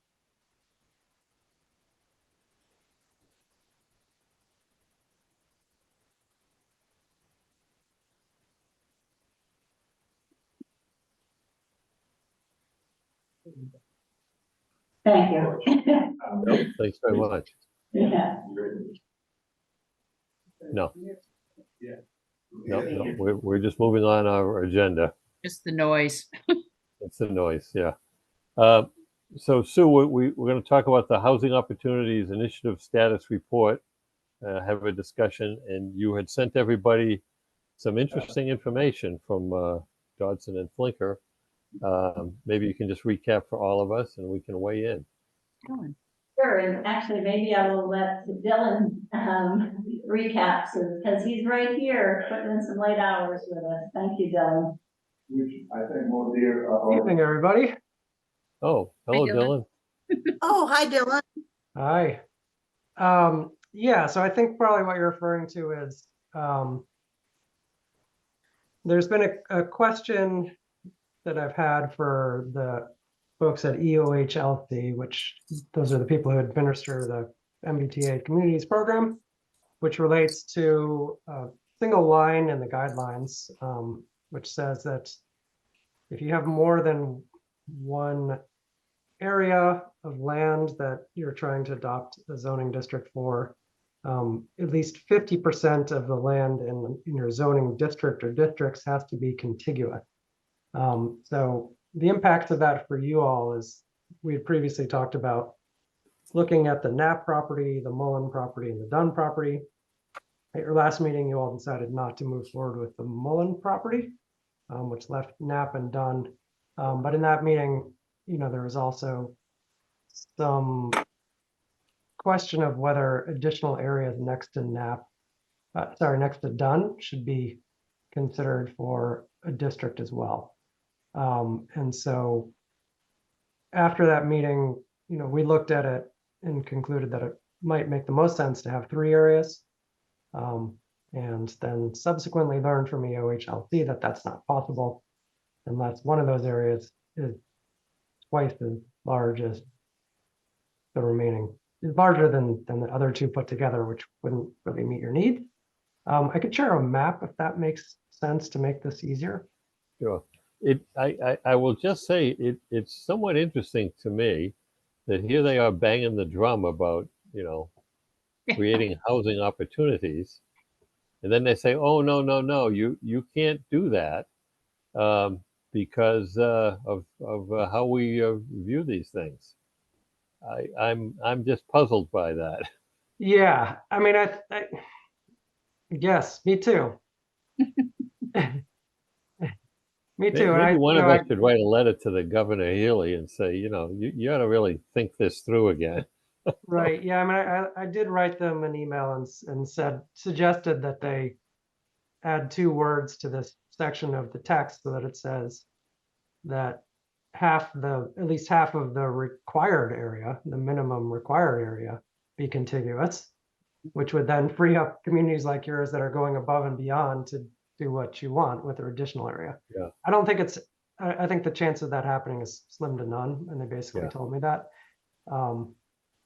So, the purpose of that requirement is to prevent communities from frustrating the intent of the bylaw by adopting lots of little discrete parcels all over the town that don't add up to anything, which is not what you all are contemplating, but nonetheless.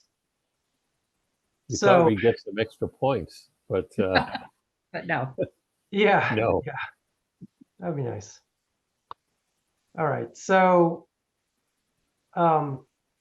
this is a 3 district version, right? So 6 acres on Knapp.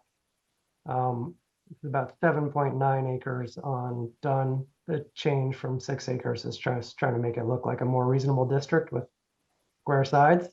And then this is about a 6-acre area partially on the Boucher property and partially on the Nathan Dennis property. So this is what we were thinking made sense before we learned that this is not possible. The reason that we thought it made sense is because there's a intermittent stream that runs through the middle of this Dennis property.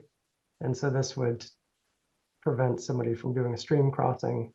And it seems like if you're going to use this land, it's probably more feasible to combine with Boucher than it is with Dunn.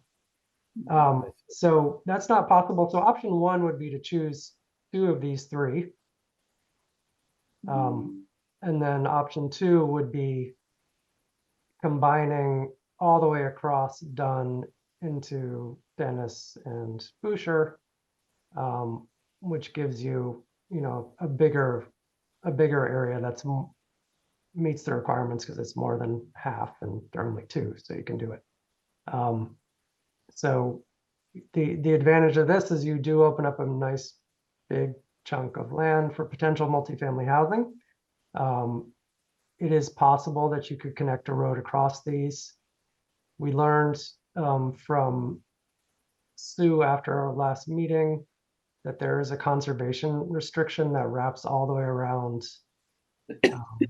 Daily Drive property.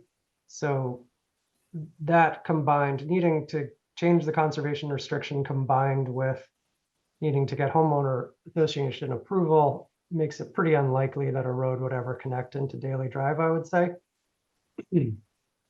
So our hope that you could connect from Dunn across and then into the existing Daily Drive road and take advantage of crosswalk and all of that that's already there. Doesn't seem possible, but you could still possibly connect someday in the future if these properties were developed together. So, Dylan? yes. I was looking at this stuff briefly before the meeting, and I was a little confused. Why do you have some designated in yellow? Is that just not, it's just impractical, or? Yeah, so the yellow is the remainder of the parcels that we're not proposing to zone for MBTA compliant zoning. Okay. And that was just based on everything leading up to this point. You're like, let's leave these acres out of it. Yeah, and the idea there was to have compliant zones that at 15 units per acre could meet the minimum unit capacity that you're required to develop, but not create such a, if you zone the entirety of these parcels, you create a very large unit capacity that might be beyond what, based on what we heard, it seemed like it was beyond what people would want. Understood. And then I understand how you get the 118, 108, 50 units there, because you're just taking simple acreage times 15 units per acre. Yeah. I'm wondering, if you come up with something that would be like, considering septic considerations, if you didn't have a package plant, what would be the practical maximum number of units? So for example, on a Dunn property, I don't think you'd ever get 118 units in there. Or maybe I'm wrong.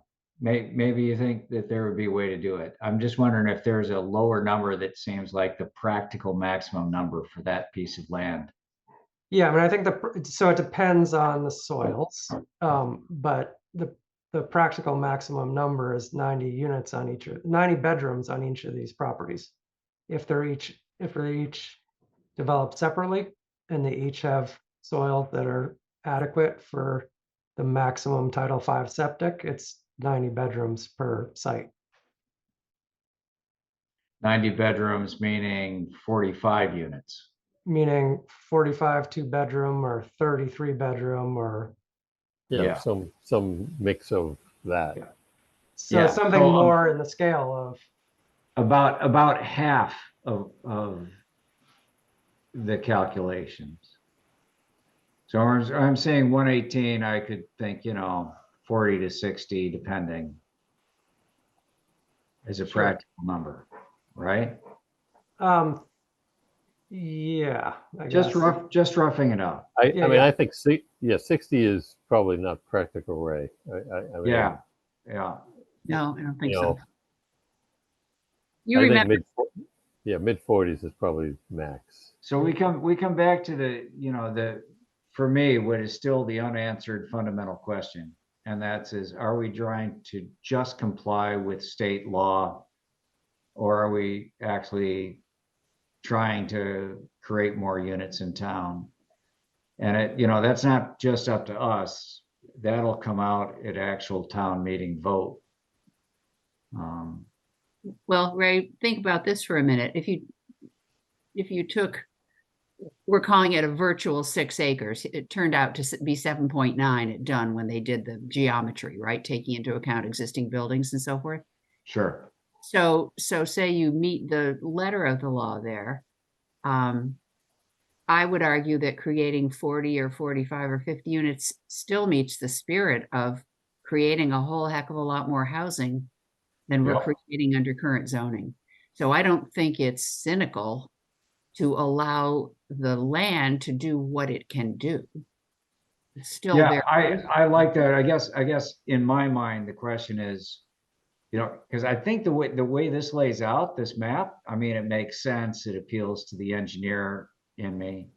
But when I take a look at the bigger picture and what the town is going to support, considering politics and feelings and abutters and all that kind of stuff, I'm thinking Maybe just the Dunn property and we're out of there. Well, certainly for the slide that's there now, I would agree with you. Yeah. You know, and to skip Boucher and what's the name of the company that in the middle there? Dennis's parcel. Nathan Dennis Dennis. parcels. You might just exclude that for, you know. Well, I mean, given the wet and the slopes in there, yeah, I'm not sure that a developer would think of that as particularly desirable in any case. Yeah, but the argument's going to come up at town meeting is like, well, could somebody,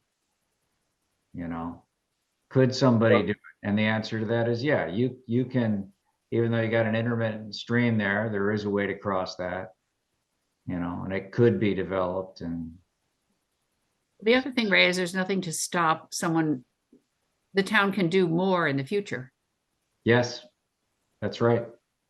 Yeah, I think that, yeah, from my take of this, I would still support the Knapp and the Dunn, and I drop Dennis and Boucher. Now, if for some reason, if we were able to get those passed, and then find out 2 years from now that the Knapp parcel was developed for 4 homes, 4 single-family homes, nothing to do with the zoning, it just sold for something else. We certainly could come back, and relook at the Dennis thing again. Yeah, it would need a town vote. Yeah, but no, I hear you. But I'm a little uncomfortable with the scale of what could happen there. Yeah, and, I think that's very it's a reasonable hesitancy. And then I come back to you and say, well, then why add Knapp to this as well? Why make it Knapp and Dunn when it could be one or the other? Mm-hmm. Yeah, you could do it serially. You could do one, and then if it's a real hit, you could do another. Yeah, but that might, to me, that we know Knapp is in play. I mean, or else just select Knapp first, and we don't know what the future holds for the Dunn parcel. Knapp is on the market today. More potential with the Dunn property. What's that? I think there's more potential for more units, Brian, at the Dunn property. I think you're close on Knapp. Well, if you just zone 6 acres, then they're going to come out, or 6 or 7, they're going to come out very closely. Yeah, I think you'd be very close. Okay, let me ask you guys another question. If you okay, so town meeting rolls around, we're taking our first vote on this stuff. What do you think has the best chance of success? Just Knapp, just Dunn, or both? And I think that both probably has a lower chance of success than one or the other. And then between Knapp and Dunn, I'm guessing, but I'm not sure. Dunn has a better chance because it's closer to the town center. Although there's an argument that Knapp is better because kids in that development could get to the middle school and high school more readily. So I don't know.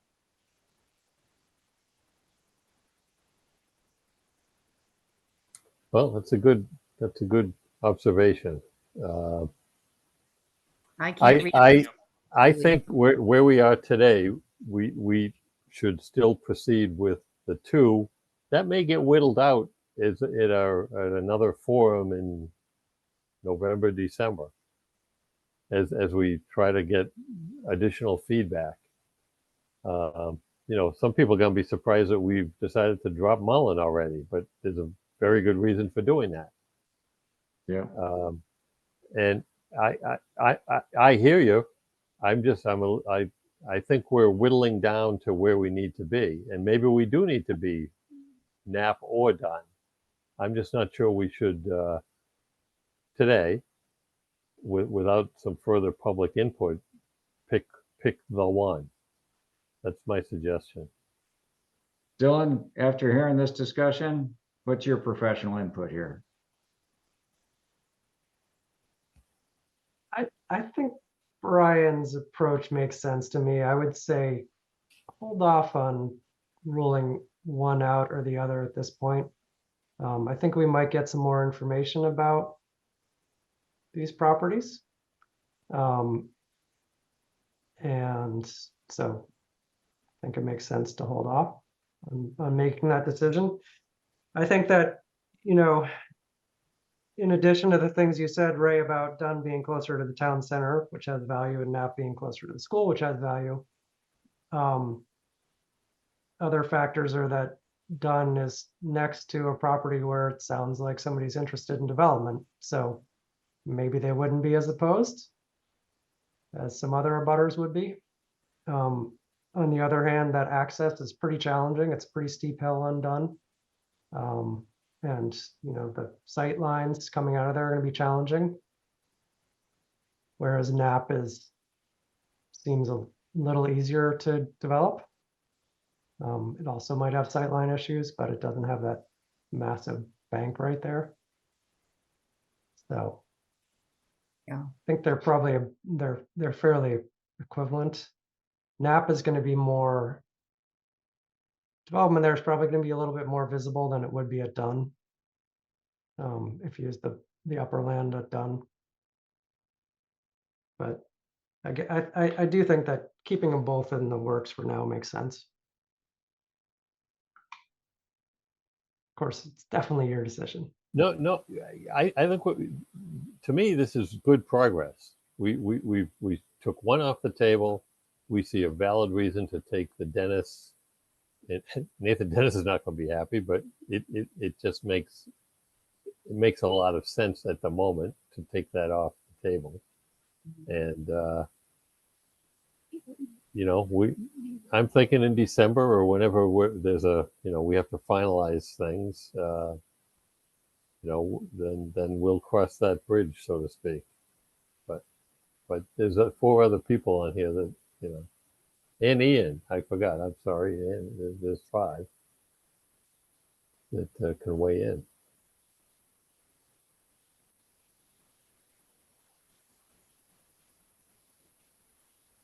Deb, you got any thoughts? she is. There she is. Sorry, my daughter just called from the other side of the world. No,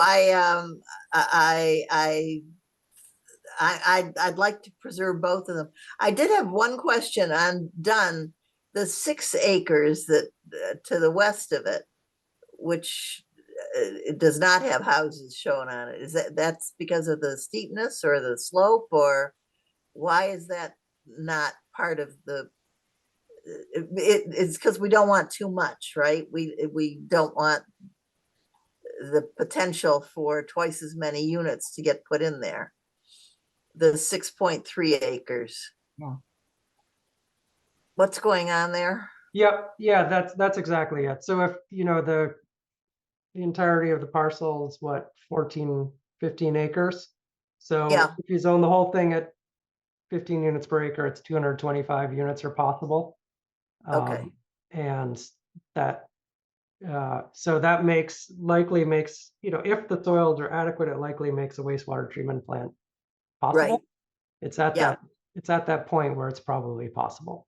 And so in your last meeting, you all kind of expressed the opinion that you didn't think that wastewater treatment plants were appropriate for West Newbury, and therefore, you know, basically that scale of development you didn't think was appropriate for West Newbury, and it's going beyond what's required of you by the MBTA Communities Act. So the way we approach this is that it seems like something like an open space development makes sense for West Newbury, where you're developing a portion of the property and you're preserving a portion of the property. Okay. So we looked at all of it and concluded that left portion, the left portion, which is shown in yellow, is the portion that it would make sense to preserve. Yeah. And that it would make sense to cluster the development on the area that was previously disturbed by the greenhouses and then the land behind that. And so basically what we're trying to do is sort of predetermine which land makes sense for preservation and which land makes sense for development. And kind of manipulating the MBTA zoning to enable you to do open space development, Right, which it otherwise doesn't So- allow you to do, really. right. Yeah. Okay, thank you. That was my only question. Tim?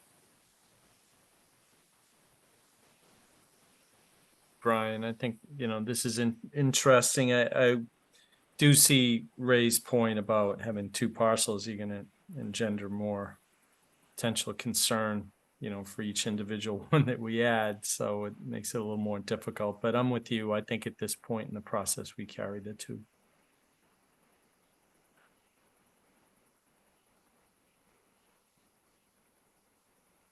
Yeah, we'll just hold our cards, towards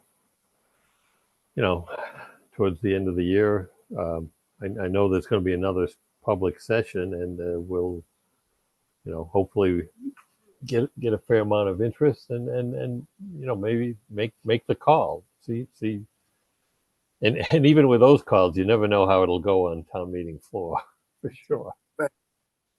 I'd definitely like to get more public input before. Yeah. Okay.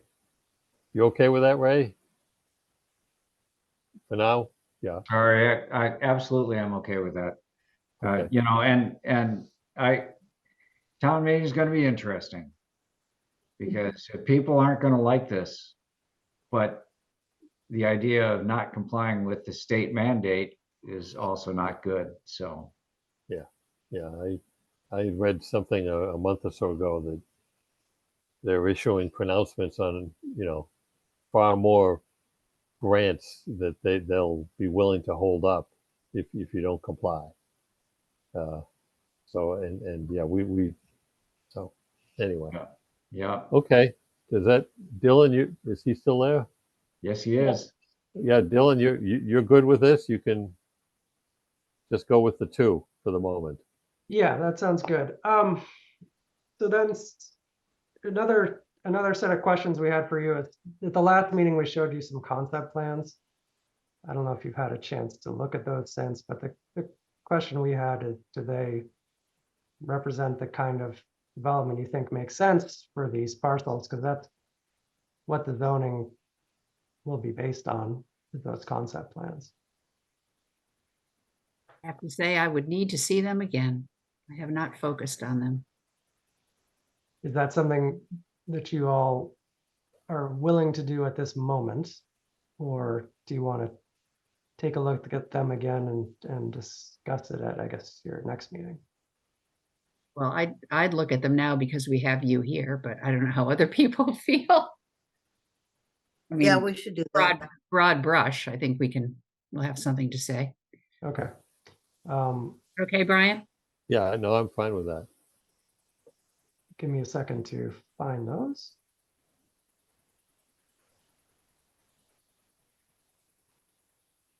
I mean, I'll bet we could each articulate what we think is the best look here, and we're probably going to be in somewhat relative agreement. But that's my fond hope. Yeah. All right, so I'm going to start with. So this is a 90 unit plan for the Knapp property. So this shows what you're allowed to build by right, but with site plan approval, presumably under the zoning, if you can get the wastewater to work out for you, which seems like it would be unlikely that somebody would invest in a wastewater treatment plant for 90 units, but maybe they would. So the district is drawn to preserve this strip of field, which is visible from the street, and then cuts off the back portion of the property, which is largely wetlands. It's a mix of, townhouses and some stack flat building types that are arranged around a common green in the back, And then basically like a shared parking in the front. So it has sort of two loops. Most of these would be tuck under townhouses, so the parking is underneath the unit on the first floor. Oh, okay. That's what's happening all around the left side of this back loop. Yeah. So that's the 90-unit plan. I think the thing. Stories of those buildings? What's that? How many stories are the buildings? Just curious. I think those are they're two to three stories. So we'd proposed that the zoning set a 3-story height limit. Okay. The buildings are about 20 feet apart from each other on average. So that's the 90-unit plan for that property. And then this is a 40-unit. 40 units are 90 bedrooms. So it, it could be anywhere from, as we discussed, 30 at 3 bedrooms up to whatever, 90 bedrooms if they're all tiny little cottages, 1-bedroom cottages. So in this one, more of the back is preserved. The development is more clustered toward the front. Again, there's a common green, and there are townhouses that are sort of arranged so that their short side is facing the main street through the development, with shared, basically, driveways and access to tuck under parking again on this side. And then on the other side, there's some smaller, there's some stacked flat buildings with parking areas between them. To me, that just looks too squished together. Yeah. I would take half of that open space in the back and elongate it, and create a little bit more space. I don't know. That's just from my visual, perspective. I think I kind of unlike anything else we have in town. It's really congested. So Yeah, and nothing will be like anything we've got in town. right, but this is really particularly congested. I think, and almost unnecessarily so. You still have a lot of open space there. Right. Yeah, You have all that space in back and to the side anyway. Right. Yeah, I agree. If you spread it out, there's the potential that each dwelling unit has a little bit of a green area behind their unit they can call their yard. Right. Especially if they're townhouse type units where they're side by side, but maybe 2 stories each kind of thing. I don't know. I mean, Dylan, you'd have to say, does that create more hard surface area or I think so. what? Yeah, well, it's going to create more disturbance. It's going to create more length of road. And it's going to have less contiguous open space.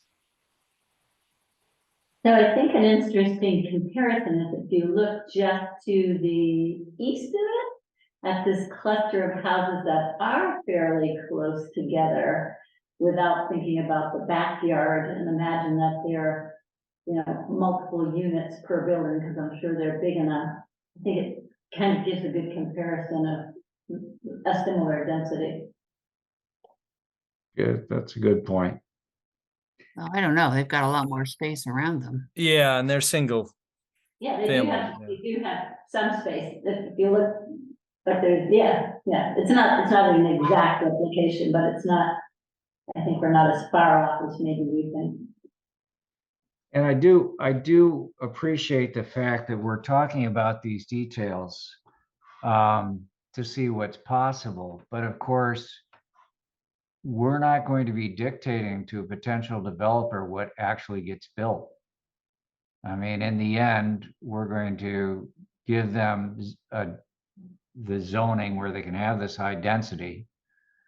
And there are things that we can write into the law, if I understand Dylan correctly, to kind of encourage a certain type of structure over a different type of structure, but in the end, the exact configuration really isn't up to us.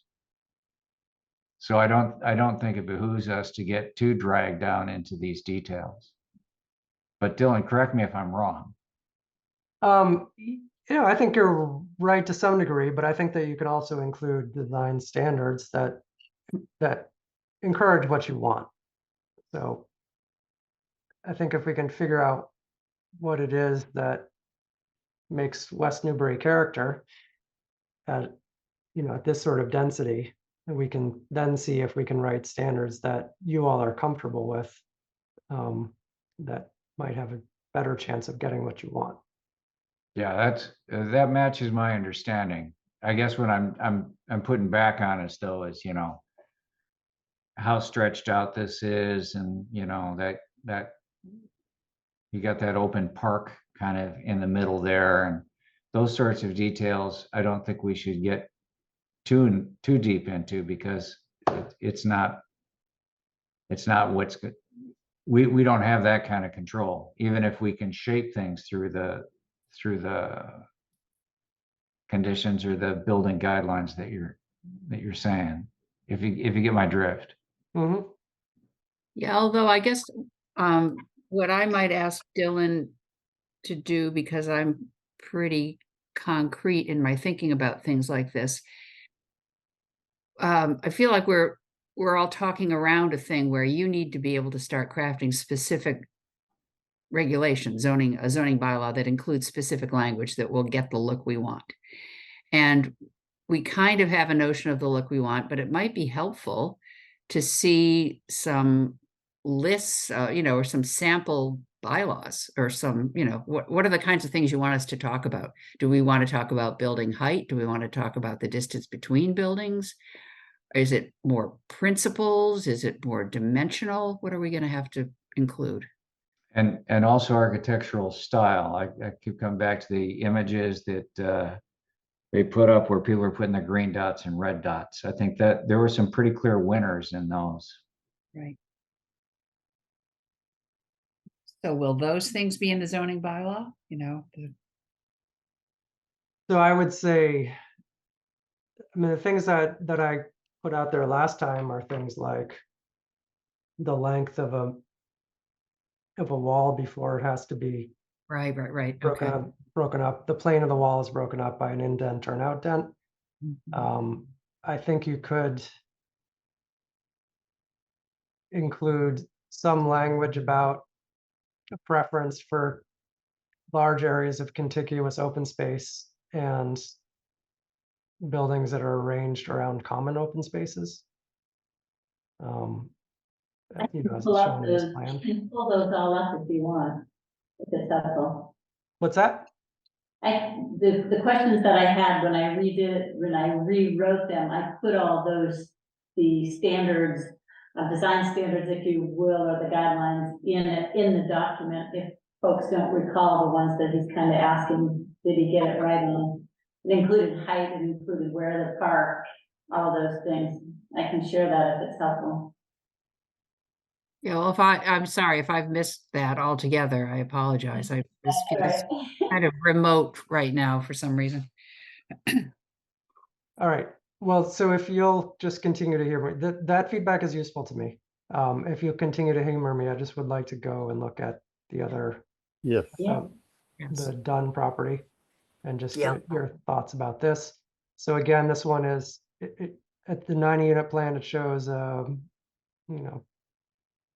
or 5 unit structure up by the street with parking behind it. That could, if you allowed it, it could be a mixed use structure. Currently, this is outside the business zone, but you could consider changing that in your zoning. And then this is showing some, larger multifamily structures in the back mixed with townhouses, and again, stacked flats.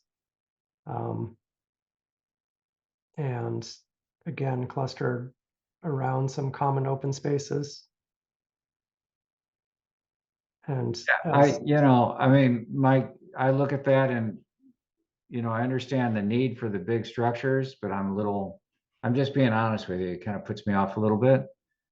And again, between stack flats and townhouses, I lean towards townhouses, and I keep coming back to sort of the row houses of the UK. Mhm. I think that could be a nice look for West Newbury. Do you have a limit, Ray, on how many attached row houses you'd be comfortable with? Like, so if the street was lined with attached row houses, very efficient pattern. Me personally, Yeah, not really, but this is certainly not all about me.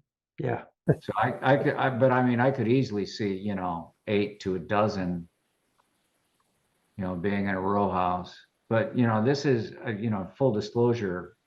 My brother lived in one when he was a professor in London, and it was very nice. And everybody had their own little garden out back, and it was very sweet. Well, I would say this about row houses. I think they look fabulous in London or in the Back Bay or someplace where they are part of a street grid or a more linear street system. This kind of thing looks very suburban to me, if you will. It's like Northern Virginia type stuff. So I wouldn't want to see a long winding road like that lined with townhouses. I think that would be quite odd. But again, this is the 90-unit plan, which is not Yeah. anything we really need to worry It's about. really not going to happen. Yeah. No. Right. And I'd Have also, to show something that indicates what 87 units would look like, on one of these parcels. Right. Yeah. Yeah, I So- guess we do. Yeah. Yeah, I mean, I would think you would show something at town meeting or in the run up to town meeting so people know what it is they're Right. adopting. my only hesitancy is if we show this, for example, prior to town meeting or at town meeting, everybody's going to think that that's what would be built. And so it has to be very clear, and then they'll start objecting to particular details. Yep. Well, I think if you describe it as the maximum build out, that a maximum build out. There might be other configurations that give you those units as well. Yeah. right. Well, or we don't have to build 90 units. I mean, we have to show that we could, Right. but if the developer came along and only wanted to put in half that many units, Well, let's see what the half looks like, Dylan.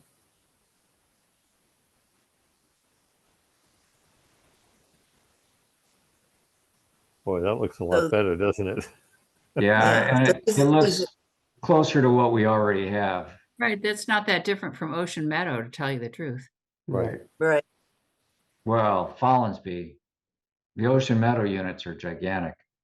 Well, but the layout, the kind of big swoop around, that's Loose, just yeah. reminiscent, I think. Mhm.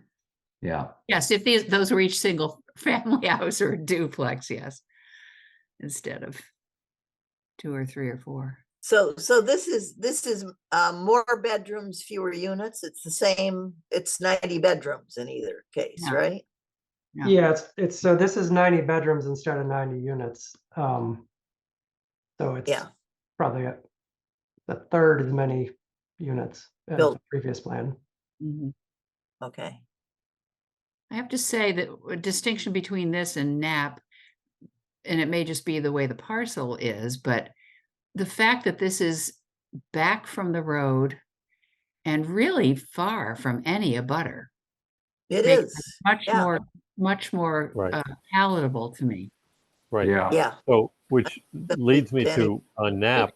Yes, could you Maybe do a similar maybe you- thing? Just push it maybe to do do a couple things up front, but then push most of it to the back or something. And Yeah. also, I think as a selling point, on this one, and could be something similar to Knapp, the fact that, well, you're promoting the idea that knoll there can be a public park Yes, you could make. You know, that everybody benefits from, not just the people that live right there. Right. With a hell of a sledding hill.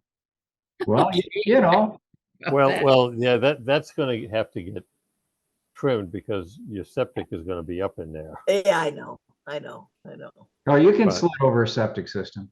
You can, yes, you can sled, yes. Not all the time, sadly. Um, All right, so this one is the one that seems more what you guys are hoping Yes. for. Yeah. Yeah, yeah. Okay. But you're All right. right, we do need to let people know that it's possible that it would be 90 units, not 90 bedrooms. Because we don't know what the future holds in terms of septic technology or clever developers or whatever. Mhm. And again, it's important to let people know that, you know, we think this is pretty good, but somebody could come in with something else. And is the way I understand it, once the district is established, we have limited control over the exact details here, subject to the kind of language that Dylan could find for us. Yeah. Mhm. And site plan review. Excuse me? And site plan review, not a lot different than Daily Drive here. Yeah, am I wrong in my? We don't have site plan review, do we? I thought this Yes. was right. By right, with site plan review, is that correct, Dylan, or design guideline? Yeah, so you currently have site plan review for things that go through special permit. Mhm. You can have, and I would recommend that you have that you use site plan review for this, even though it's by right. Oh, okay, I didn't know that was possible. Yeah, so what that means is when you do site plan review for something that's by right, it means you can't reject the project. You can't say, no, you can't do this, but you can condition the plan based on your site plan review criteria, which can relate to things like access and circulation, building design, adequacy of wastewater, fire access. So there's a fair amount you can review and you can comment on and request changes on. You just can't reject the project overall. You can't reject the use. Make it economically infeasible. Right. And you So can't. can you go back to NAP with the 40 units or whatever it was? Lesser, yeah. Yeah, I think that needs to get reworked and you know, just let's get it off that Where's the people other aren't one? going to like that. Well, here's the thought, Dylan, what about this? Having seen Dunn, the way the Dunn parcel lays out, it's kind of got this gooseneck quality, if you will, a narrower entrance opening up toward the back. And I know this is a kind of a perfect rectangle, but is there anything wrong with narrowing down the front part of it? For instance, pulling away a little bit on the west side as well, and then opening it to the full width farther back and doing a similar kind of more units at the back with a little bit more open space at the front. I think that might be more palatable to abutters. Yeah, we can look at that.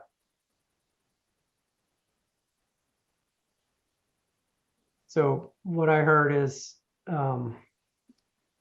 basically try to move more of the development back to the back. Yeah, even if you go across the full width, Uh-huh. leave some front a little less encumbered. Yeah, you'll rejigger the box and Yeah.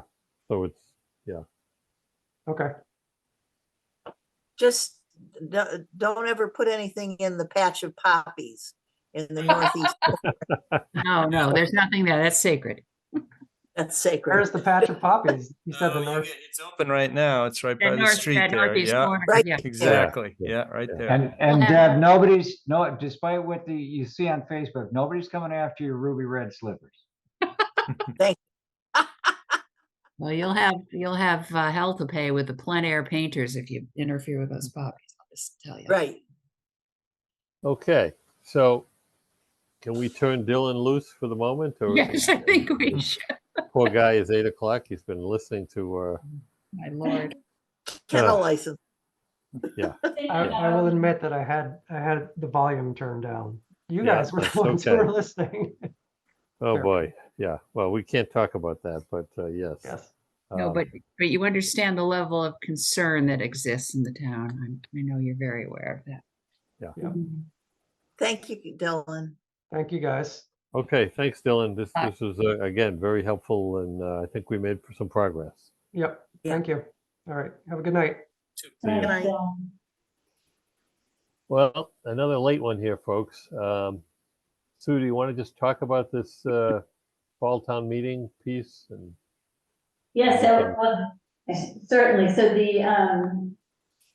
Angus just suggested that town meeting, the boards have an opportunity to do kind of a 3-minute overview on something, typically about what they've been doing, or he thought in this case it might be a real useful audience for you to put forth, just for someone, this board, to kind of do a quick a synopsis of this project. We thought it might be a good idea just to introduce. You could, do that either verbally, or we could create some slides or do something, just a quick update on where this process is and where this project is. So he was wondering if you would want to do that, the board would want to do that for a fall town meeting. Sure. Let me just throw just a touch of negativity in here. It's 10 o'clock. I'm cooked.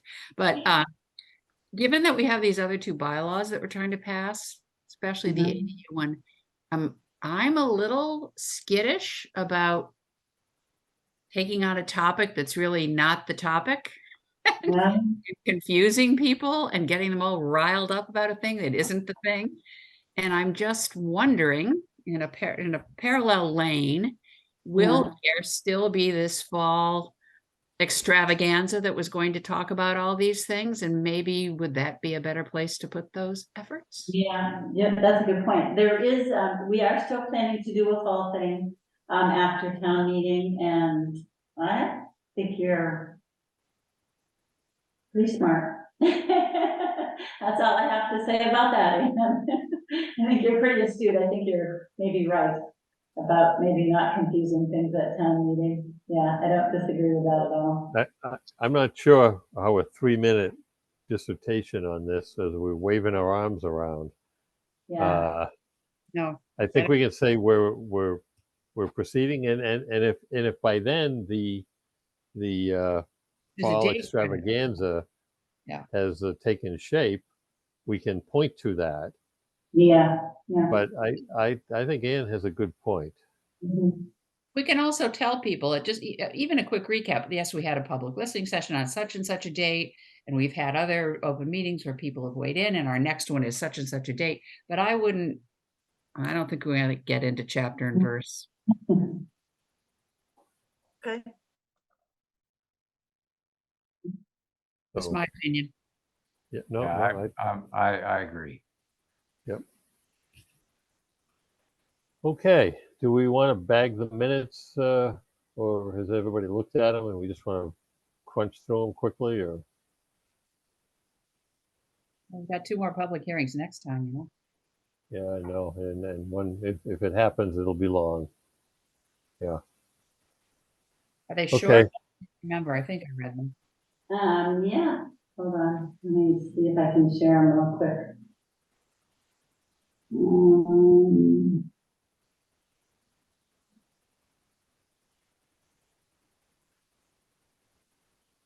Just get used to one location and then find myself somewhere else. Can you see these? Yes. Well, let me just move this over here. Sorry. Let's see, larger.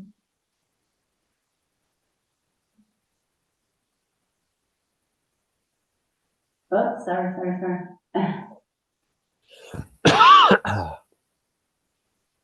So if anybody had, Um, just speak up and where you had an issue or a question.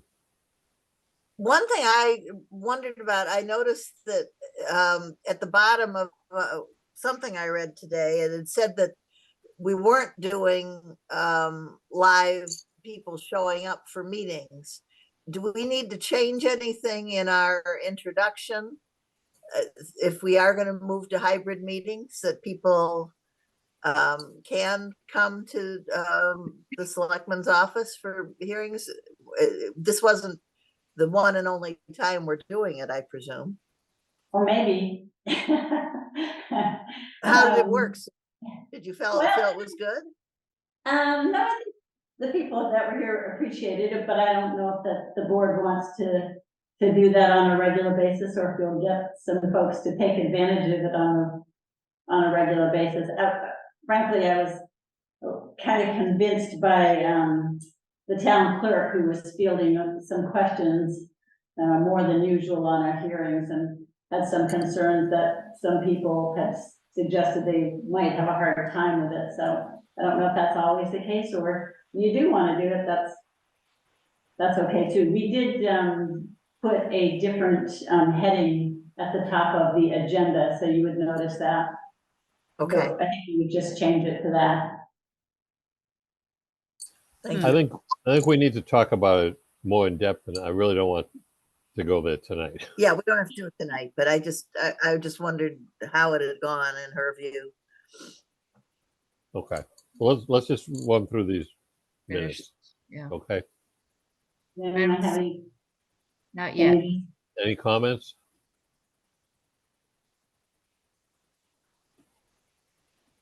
And the only thing that's in red is Caitlin had circulated some minutes before, and the red I just wordsmithed a little bit of the language. Okay. So if you went through the other ones, and this is just highlighting a few words that were different.